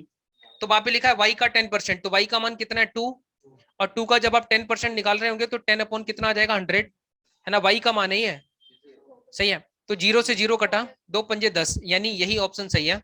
1/5 बराबर 1/5 आ जाएगा, 1/5, यानी x का 20% है बराबर y के 10% के, है ना। या फिर आप ऐसे समझ लो, ऐसे समझ लो कि y x का 2 गुना है, देखो y x का 2 गुना है ना, तो x y का आधा होगा, कॉमन सी बात है। तो वही चीज यहाँ पे मैं समझाना चाहता हूँ कि x का 20% जो है वो y का 10% होगा, क्योंकि दोनों में आधे का और दोगुने का रिलेशन है, सही है। तो आप वैसे समझ सकते हो, आप चाहो तो ऐसे कर सकते हो, ठीक है क्या? नेक्स्ट क्वेश्चन क्या कहता है?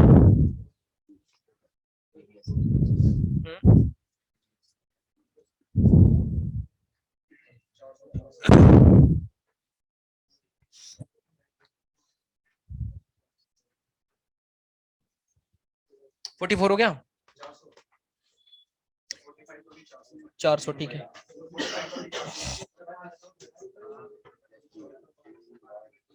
ठीक है, 44 में करवा देता हूँ, 45 छुड़वा दूंगा, सही है, क्योंकि सेम है दोनों क्वेश्चन। 44 आप हेडिंग लगा लो, इसे लिखने के बाद हो जाएंगे ना, आ रहा समझ आ? ठीक है, तो 44 कर लोगे क्या? ऑनलाइन वालों बता दो, सर रिपीट कर दो, मुस्कान नेगी मैम बताओ कहाँ पे रिपीट करना है और क्या समझाना है। देखो यहाँ पे लिखा है x का 20% या 20% ऑफ x, तो x का मतलब x, 20% का मतलब 20%। x का मतलब क्या है यहाँ पे? x का मान 1 है ना,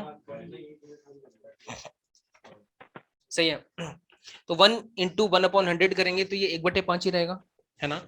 दूसरी तरफ है y का 10%, y का 10%, 10% ऑफ y, है ना, सही। तो आप ये बताओ y का मान यहाँ पे कितना है? 2, तो मल्टीप्लाई बाय 10/100 कर दूंगा, 0 से 0 कटेगा तो यहाँ भी 1/5, यहाँ भी 1/5। तो x का 20% बराबर होगा y के 10% के, क्योंकि यहाँ भी 1/5 है और यहाँ भी 1/5 है, दोनों तरफ बराबर हो गए। ये कहाँ सही हो रहा है? तो ऑप्शन ए में सही हो रहा है, सही है, तो ए ऑप्शन आपका सही आंसर होगा, सही है भाई। बढ़ जाए आगे। देखो नेक्स्ट क्वेश्चन अगर आपने कर लिया है तो अच्छी बात है, नहीं कर लिया तो आप ट्राई करो एक बार। हाँ बिल्कुल सेम तरीका है, ऐसे ही करना है, बिल्कुल सही। कहो तो छुड़वा दूं या करवाऊं? 44 नंबर करवाऊं? एक क्वेश्चन मैं करवा रहा हूँ, 45 छुड़वा दूंगा फिर, सही है, तो इसे आप ध्यान से समझ लेना 44 को। 44 नंबर क्वेश्चन देखो क्या कहता है, बताओ क्या कहता है भाई। If 15% of a plus b, 15% of a plus b ऐसे लिखा जा सकता है, इक्वल क्या लिखा है? 25% of a minus B, a minus B, सही। आप चाहो तो 15/100 कर देना परसेंटेज हटाने की वजह से, या 25/100 कर देना, या डायरेक्ट यहाँ से परसेंटेज काट देना, सही है, दोनों तरफ परसेंटेज है तो कट गया, सही। और यहाँ पे जब हम सिंप्लीफिकेशन करेंगे तो 5 या 15 आ जाएगा और 5 पंजे 25 आ जाएगा, सही है, ठीक। अब आप ये देखो 3 का मल्टीप्लाई a के साथ होगा तो यहाँ पे क्या हो जाएगा? 3a, और प्लस में कितना हो जाएगा? 3b equal to 5 minus 5b। भाई मानते हो इतनी बात? अब देखो यहाँ पे भी a है और यहाँ पे भी a है, मतलब एक ही परिवार के लोग हैं दोनों, है ना। एक परिवार के लोगों को एक तरफ रखो, दूसरे को दूसरी तरफ रखो, ठीक है, यहाँ पे मिक्स हो रखा है, इसे आप सिस्टमेटिक वे में अरेंज करो। 5a को आप यहीं रहने दो, 5b को आप इधर ले आओ, 5b माइनस का इधर आके प्लस का हो जाएगा, बताओ भाई। 5b और प्लस में 3b यहाँ पे पहले से था, बराबर 5a रह गया यहाँ पे अकेला। अब आप इस 3a को उधर ले जाओ तो ये माइनस का 3a हो जाएगा, इस वाले को आप उधर ले गए, सही है भाई। अब यहां से आप ये देखो 5 और 3 8b हो जाएगा, 8b इक्वल टू 2a, सही है। अब यहां से देखना 2 4 जा 8 होता है, तो b upon a equal to क्या आ जाएगा? 1/4। तो यहां से b और a की वैल्यू निकल के आ गई अपनी, सही है, a का भी मान निकल गया और b का भी मान निकल गया। b 1 के बराबर है और a 4 के बराबर है। क्वेश्चन ने क्या पूछा था आपसे? सॉरी, उन्होंने बोला कि b a के 1 के बराबर है और a 4 के बराबर है। क्या पूछा है आगे बताना? हाँ, तो b a का कितने परसेंट है? तो आप देखो 4 गुना है मतलब 400%, यानी 1/, b a का कितने परसेंट है? ए बी का ना पूछा है, हाँ तो ए बी का, वही मैं सोच रहा था, ए बी का पूछा है, तो ए बी का कितने परसेंट है? तो 4 गुना मतलब 400%, 4/1 गुणा में 100 बराबर 400%, सही है, तो ये फिर आंसर आएगा 45 हो गया, चलिए अच्छी बात। 45 छुड़वा दे रहा हूँ, फिर सेम है, आप कर लोगे। 46 एक बार देखना, 46 नंबर क्वेश्चन तो यार, हाँ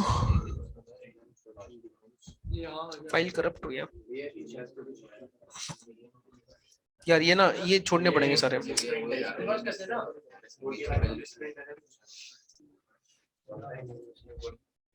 एक काम करो, ये क्वेश्चन छुड़वा दो, है ना, अभी छोड़ दो, अगली क्लास में आके मैं इनकी मिसिंग प्लेस पे बता दूंगा नंबर क्या क्या आएंगे, है ना। हाँ, तो आप एक बार सर्कल कर लो यहाँ पे, फाइल करप्ट है यार, इस वजह से वो नंबर है नहीं इसमें। तो मैं नंबर जब फिल करा दूंगा उसके बाद तरीका भी बता दूंगा आपको इसे कैसे सॉल्व करना है। नंबर मुझे ऐसे याद नहीं है ना। तो 46 से 50 तक अपन छोड़ देते हैं इसे, सही है। आगे का जो भी टाइप है, एक दो क्वेश्चन करा दूंगा, बाकी सारे आप खुद कर लोगे, मिसिंग प्लेस सबके भरवा दूंगा जिससे होमवर्क में तुम कर पाओगे। हाँ बताओ भाई। 4/1 इसलिए क्या, नहीं लाने के लिए नहीं होता कुछ भी भाई साहब, आंसर के लिए भी नहीं होता। अरे यार भाई साहब, जो पूछा जाता है ना उसके कंपैरिजन में हम देखते हैं चीजों को, जबरदस्ती नहीं करते कि आंसर लाने के लिए ऐसे कर रहे हैं, नहीं नहीं। उन्होंने बोला था कि ए बी का कितने परसेंट है, एक बी का मतलब ए के बारे में बात हो रही है, और जिसके बारे में बात होगी या जो निकालना होगा वो हमेशा ऊपर रखते हैं, है ना। तो यहाँ पे ए के बारे में बात हो रही है, ए का निकालना है, मैंने बताया था, तो ए को ऊपर रखेंगे, ए का मान कितना है 4, अब बी का कितना है 1, गुणा में 100 करेंगे तो परसेंटेज निकल जाएगा। मैथ्स में आप ध्यान रखो, जो पूछा जाएगा या जो आपको निकालना होगा, फाइंड आउट करना होगा, उसे हमेशा ऊपर रखना है, ठीक है, और जिसके साथ कंपेरिजन करवाना है उसे नीचे रखना है। हाँ ऐसी कुछ आएगा, हाँ एग्जैक्टली। अब आगे के जो क्वेश्चन इसमें जो प्रीवियस ईयर के है ना, कुछ क्वेश्चन आप देख रहे हो यहाँ पे, जो आगे की फाइल आई है टाइप 2, यहाँ पे जो एसबीआई क्लर्क प्री 2016 में सवाल पूछा गया, फिर अगला सवाल एसएससी 10+2 2017 में पूछा गया। इन सारे क्वेश्चन को आप छोड़ दो और सीधे पेज नंबर आ जाओ। मैं बताऊंगा क्यों छुड़वा रहा हूं मैं। पेज नंबर 7 पे आ जाओ, फिर आप पेज नंबर 7 पे आ जाओ और क्वेश्चन नंबर पहला देखो, वहां पे जहां पे एसएससी सीजीएल प्रीलिम्स 2017 लिखा है, यहां तक के सारे क्वेश्चन आपके होमवर्क के हैं। वो क्वेश्चन सिर्फ मैंने इसलिए डाले हुए हैं कि ये पूरा परसेंटेज खत्म होने के बाद आप इन सारे क्वेश्चंस को खुद से करोगे और उससे आप ये चेक करोगे कि आप कहां तक चीजों को समझ पा रहे हो।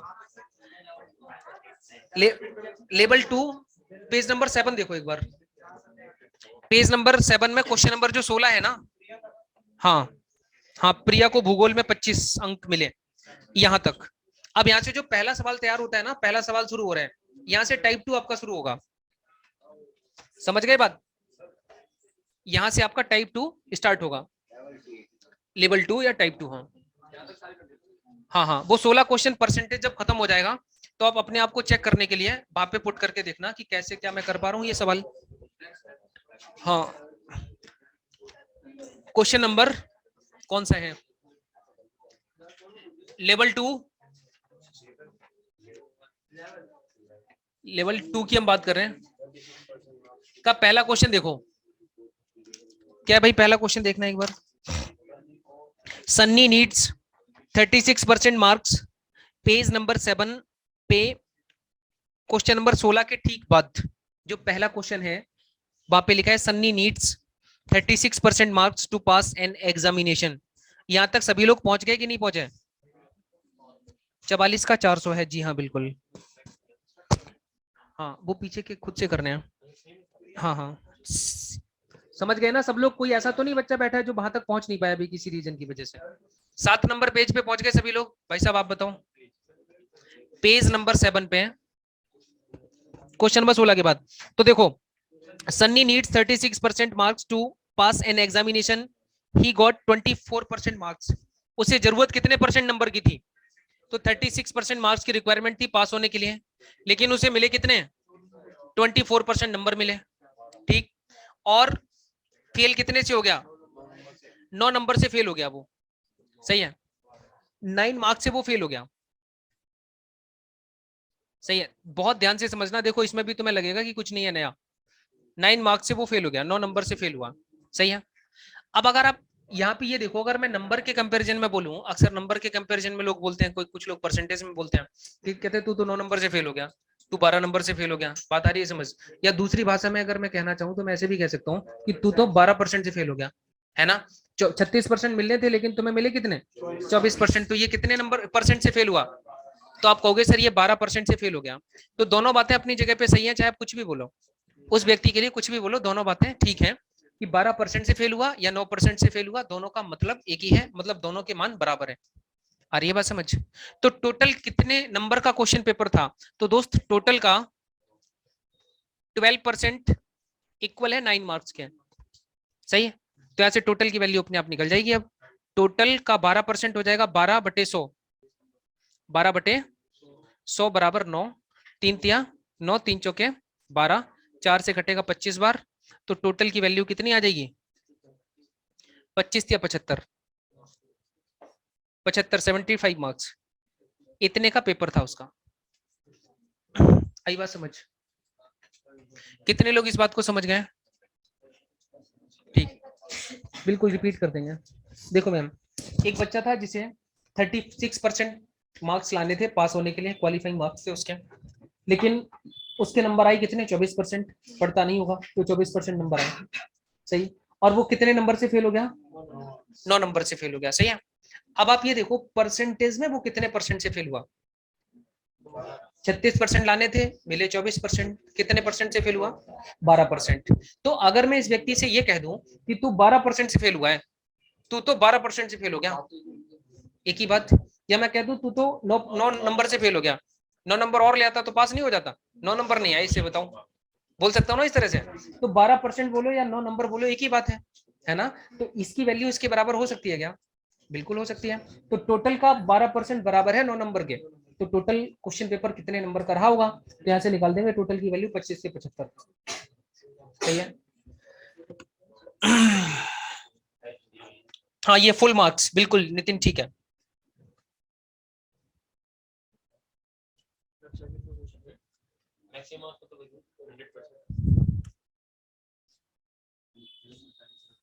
बड़े अब आ गया, 600 आ रहे हैं, गुड।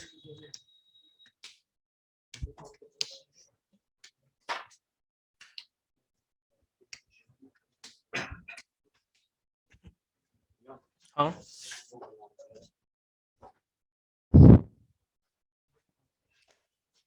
सेकंड नंबर क्वेश्चन आप एक बार देखना, अगर आपने इसे लिख लिया तो। कितना आ रहा है?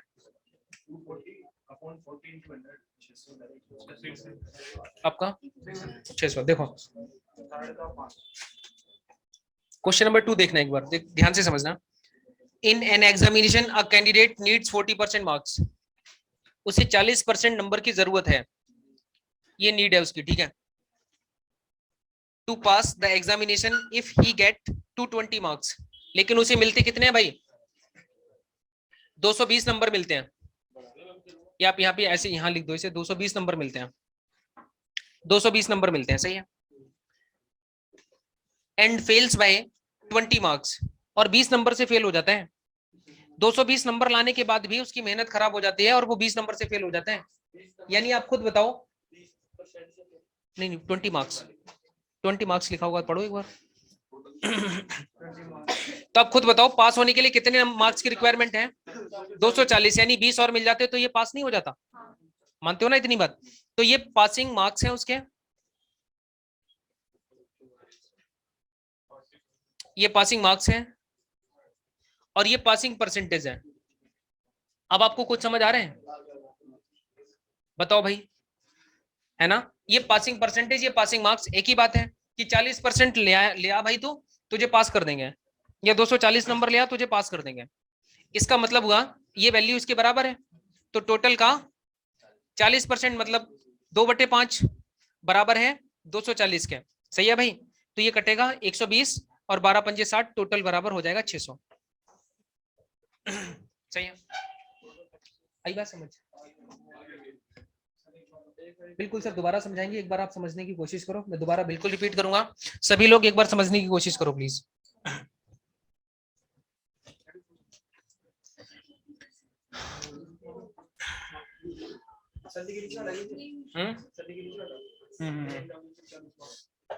अब समझाऊं, देखो मैं ये कहना चाहता हूँ, एक बच्चा था जिसे पास होने के लिए 40% नंबर लाने मैंडेटरी थे, जरूरी थे उसके लिए, ठीक है, लेकिन वो अपनी मेहनत करता है, अपनी साइड से पूरा 100% देता है, लेकिन 220 नंबर मिलते हैं उसे, और कितने नंबर से फेल हो जाता है, 20 नंबर से, यानी अगर इसे 20 और मिल जाते तो ये पास हो जाता। तो पासिंग मार्क्स की अगर मैं बात करूं तो 240 नंबर है उसका, अगर 240 नंबर लाके वो पास हो सकता है, या टोटल स्कोर का 40% लाके भी पास हो सकता है ना। तो ये पासिंग परसेंटेज, ये पासिंग मार्क्स, ये 40% ले आए या फिर 240 टोटल ले आए, दोनों की बात एक ही है, दोनों का मतलब एक ही है। तो टोटल का 40% मतलब 2/5 बराबर है 240 के, 2 से काटूंगा तो 120 बार, 12 पंजे 60, तो आंसर 600। टोटल क्वेश्चन पेपर उसका 600 नंबर का था। सही है। क्या कह रहे हो भाई?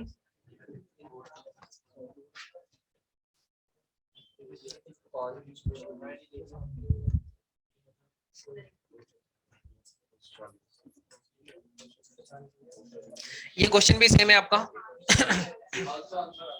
कर लेंगे ना। तो 40% का मतलब 2/5 बराबर 200, तो 2 उधर 100, तो 100 पंजे 500। ठीक है, बिना पेन की जरूरत लग रही है तुम्हें? बताओ, किसी को भी पेन की जरूरत नहीं लग रही होगी, है ना? ऑनलाइन वालों तुम्हें भी नहीं लग रहा होगा। सीधा अगर हम यहाँ पे देखेंगे, और पीछे के सवालों को भी हम ऐसे ही कर सकते थे, लेकिन मैंने लिख के इसलिए कराया कि आप एक बार चीजों को वहां तक पहुंचो, वहां तक समझ पाओ। इसमें लिखा हुआ है क्वेश्चन नंबर 3, 40% का मतलब होता है 2/5, और एक विद्यार्थी 185 नंबर ला रहे हैं जिसमें से 15 से फेल हो रहा है, तो टोटल 200, तो यहाँ से हो जाएगा 2/5, 2 कटेगा 200 को 100 बार, तो 100 पंजे 500, तो answer it must be 500 answer आएगा। ठीक है, अब बढ़ जाए आगे। नेक्स्ट क्वेश्चन देखो। क्वेश्चन नंबर 4 का भी आ जाएगा आपसे। गुड, ऑनलाइन वालों आप भी रिप्लाई करते रहा करो भाई। गुड गुड गुड, बहुत बढ़िया। ये हेमंत भाई एक ही आंसर करता है यहाँ पे ऑनलाइन में, और बाकी लोग पता नहीं क्या करते हैं। हेमंत है, नितिन है, ये 2 बच्चे करते हैं रिप्लाई। मुस्कान मैम ने भी किया है, खैर अच्छी बात है। सोनाली भाई रिप्लाई किया करो और पढ़ा करो, खूब अच्छे से प्रैक्टिस किया करो, है ना। गुड गुड, बहुत बढ़िया नितिन, गुड। देखो क्वेश्चन नंबर 4 तक आपको समझ आ रहा है थोड़ा बहुत? ठीक है, क्वेश्चन नंबर 4 का आंसर आ गया। और क्वेश्चन नंबर 5, क्वेश्चन नंबर 5 मैं समझाता हूँ आपको। हाँ 100 आ रहे हैं, ऑप्शन में है 100।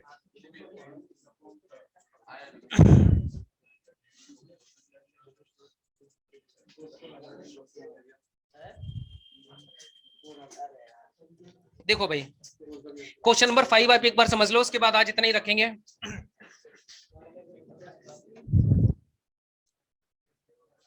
देखना ये क्या कहते हैं, एक विद्यार्थी 30% अंक प्राप्त करके 5 अंकों से अनुत्तीर्ण हो जाता है, यानी 30% नंबर मिलते हैं इसे, और कितने नंबर से फेल हो जाता है?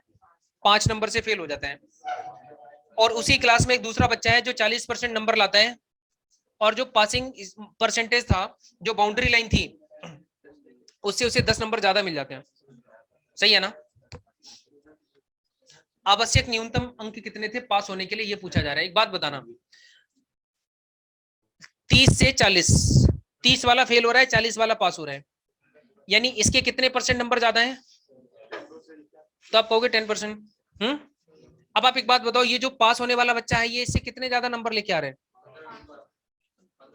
15 नंबर ज्यादा ला रहे हैं। भाई अगर ये भी 30% लाता और ये भी 30% लाता, तो जैसे ये 5 नंबर से फेल हो रहे हैं, वैसे ये भी 5 नंबर से फेल हो जाता ना। लेकिन ये बच्चा 40% नंबर लाके 10 नंबर एक तो फेल होने से बच गया, 5 नंबर तो ये फेल होने से बच गया, और 10 नंबर एक्स्ट्रा और ले आया, यानी कि इसके पास इससे कितने नंबर ज्यादा हैं? 15 ज्यादा हैं। आई बात समझ? तो यहां से टोटल वैल्यू निकाली जा सकती है। तो टोटल जो क्वेश्चन पेपर है वो कितने का हो जाएगा? 150 का। 10% मतलब 1/10, और 10 15 के साथ गुणा कराएगा तो 150 आ जाएगा सीधा। सही है। अब पूछा क्या है आपसे? पास होने के लिए परसेंटेज, पासिंग परसेंटेज पूछा है। देखो सर, अच्छा अधिकतम, मैक्सिमम मार्क्स। हाँ, तो मैक्सिमम मार्क्स अगर पूछे जाए तो फिर यही आंसर होगा। सही है, लेकिन ये भी पूछा जा सकता है पासिंग परसेंटेज बताओ, इस परीक्षा को पास करने के लिए न्यूनतम कितने प्रतिशत अंकों की आवश्यकता है, ये भी पूछा जा सकता है। हाँ, तो यहाँ पे फिर हम क्या करेंगे वो चीज मैं आपको समझा देता हूँ अभी से। अब आप ये देखो मेरे भाई, ये 5 और ले आता, 150 टोटल क्वेश्चन पेपर का 5 और ले आता, तो यहाँ पे 5/150 गुणा में 100, तो 0 से 0 कट जाएगा, 5 या 15, तो यहाँ पे कितना आ जाएगा 3.33, सही है ना। तो आप इससे इसके साथ जोड़ देना 33.33%, सही है, ये पासिंग स्कोर रहेगा उसका। इतना और लाना चाहिए ना इसे, ये जो 3.33% इसी से फेल होगा, इतने परसेंट से फेल हुआ। मेरी बात समझ आ रही है? 5 नंबर से फेल हुआ, तो 5 नंबर 150 का कितने परसेंट है, तो 5/150 गुणा 100, ये 3.33% है, यानी 33 पर एग्जैक्टली, तो 30% से तो फेल हो ही गया। लेकिन अगर ये 5 और बढ़ जाते, इसके 3.33% और बढ़ जाते हैं, तो ये पास हो जाता, समझ गए बात। तो यहां से इसमें जोड़ेंगे तो आंसर आ जाएगा passing marks, passing percentage equal to 33.33%। वो यार अगली क्लास में पूछना यार, आज थोड़ा सा लेट हो गए हम, है ना, फिर चलते हैं, क्योंकि नहीं अगली क्लास में नहीं मैं बता दूंगा भाई को, है ना। आज मैं कोशिश करूंगा आपको बता दूं, संडे को तुम जितने क्वेश्चन पूछ पाते हो उतने पूछ लिया करो, सारे ले आया करो। तो आज की बातचीत यहीं तक रखेंगे, बाकी मुलाकात होगी आपसे अगली क्लास में, तब तक के लिए सभी को नमस्कार।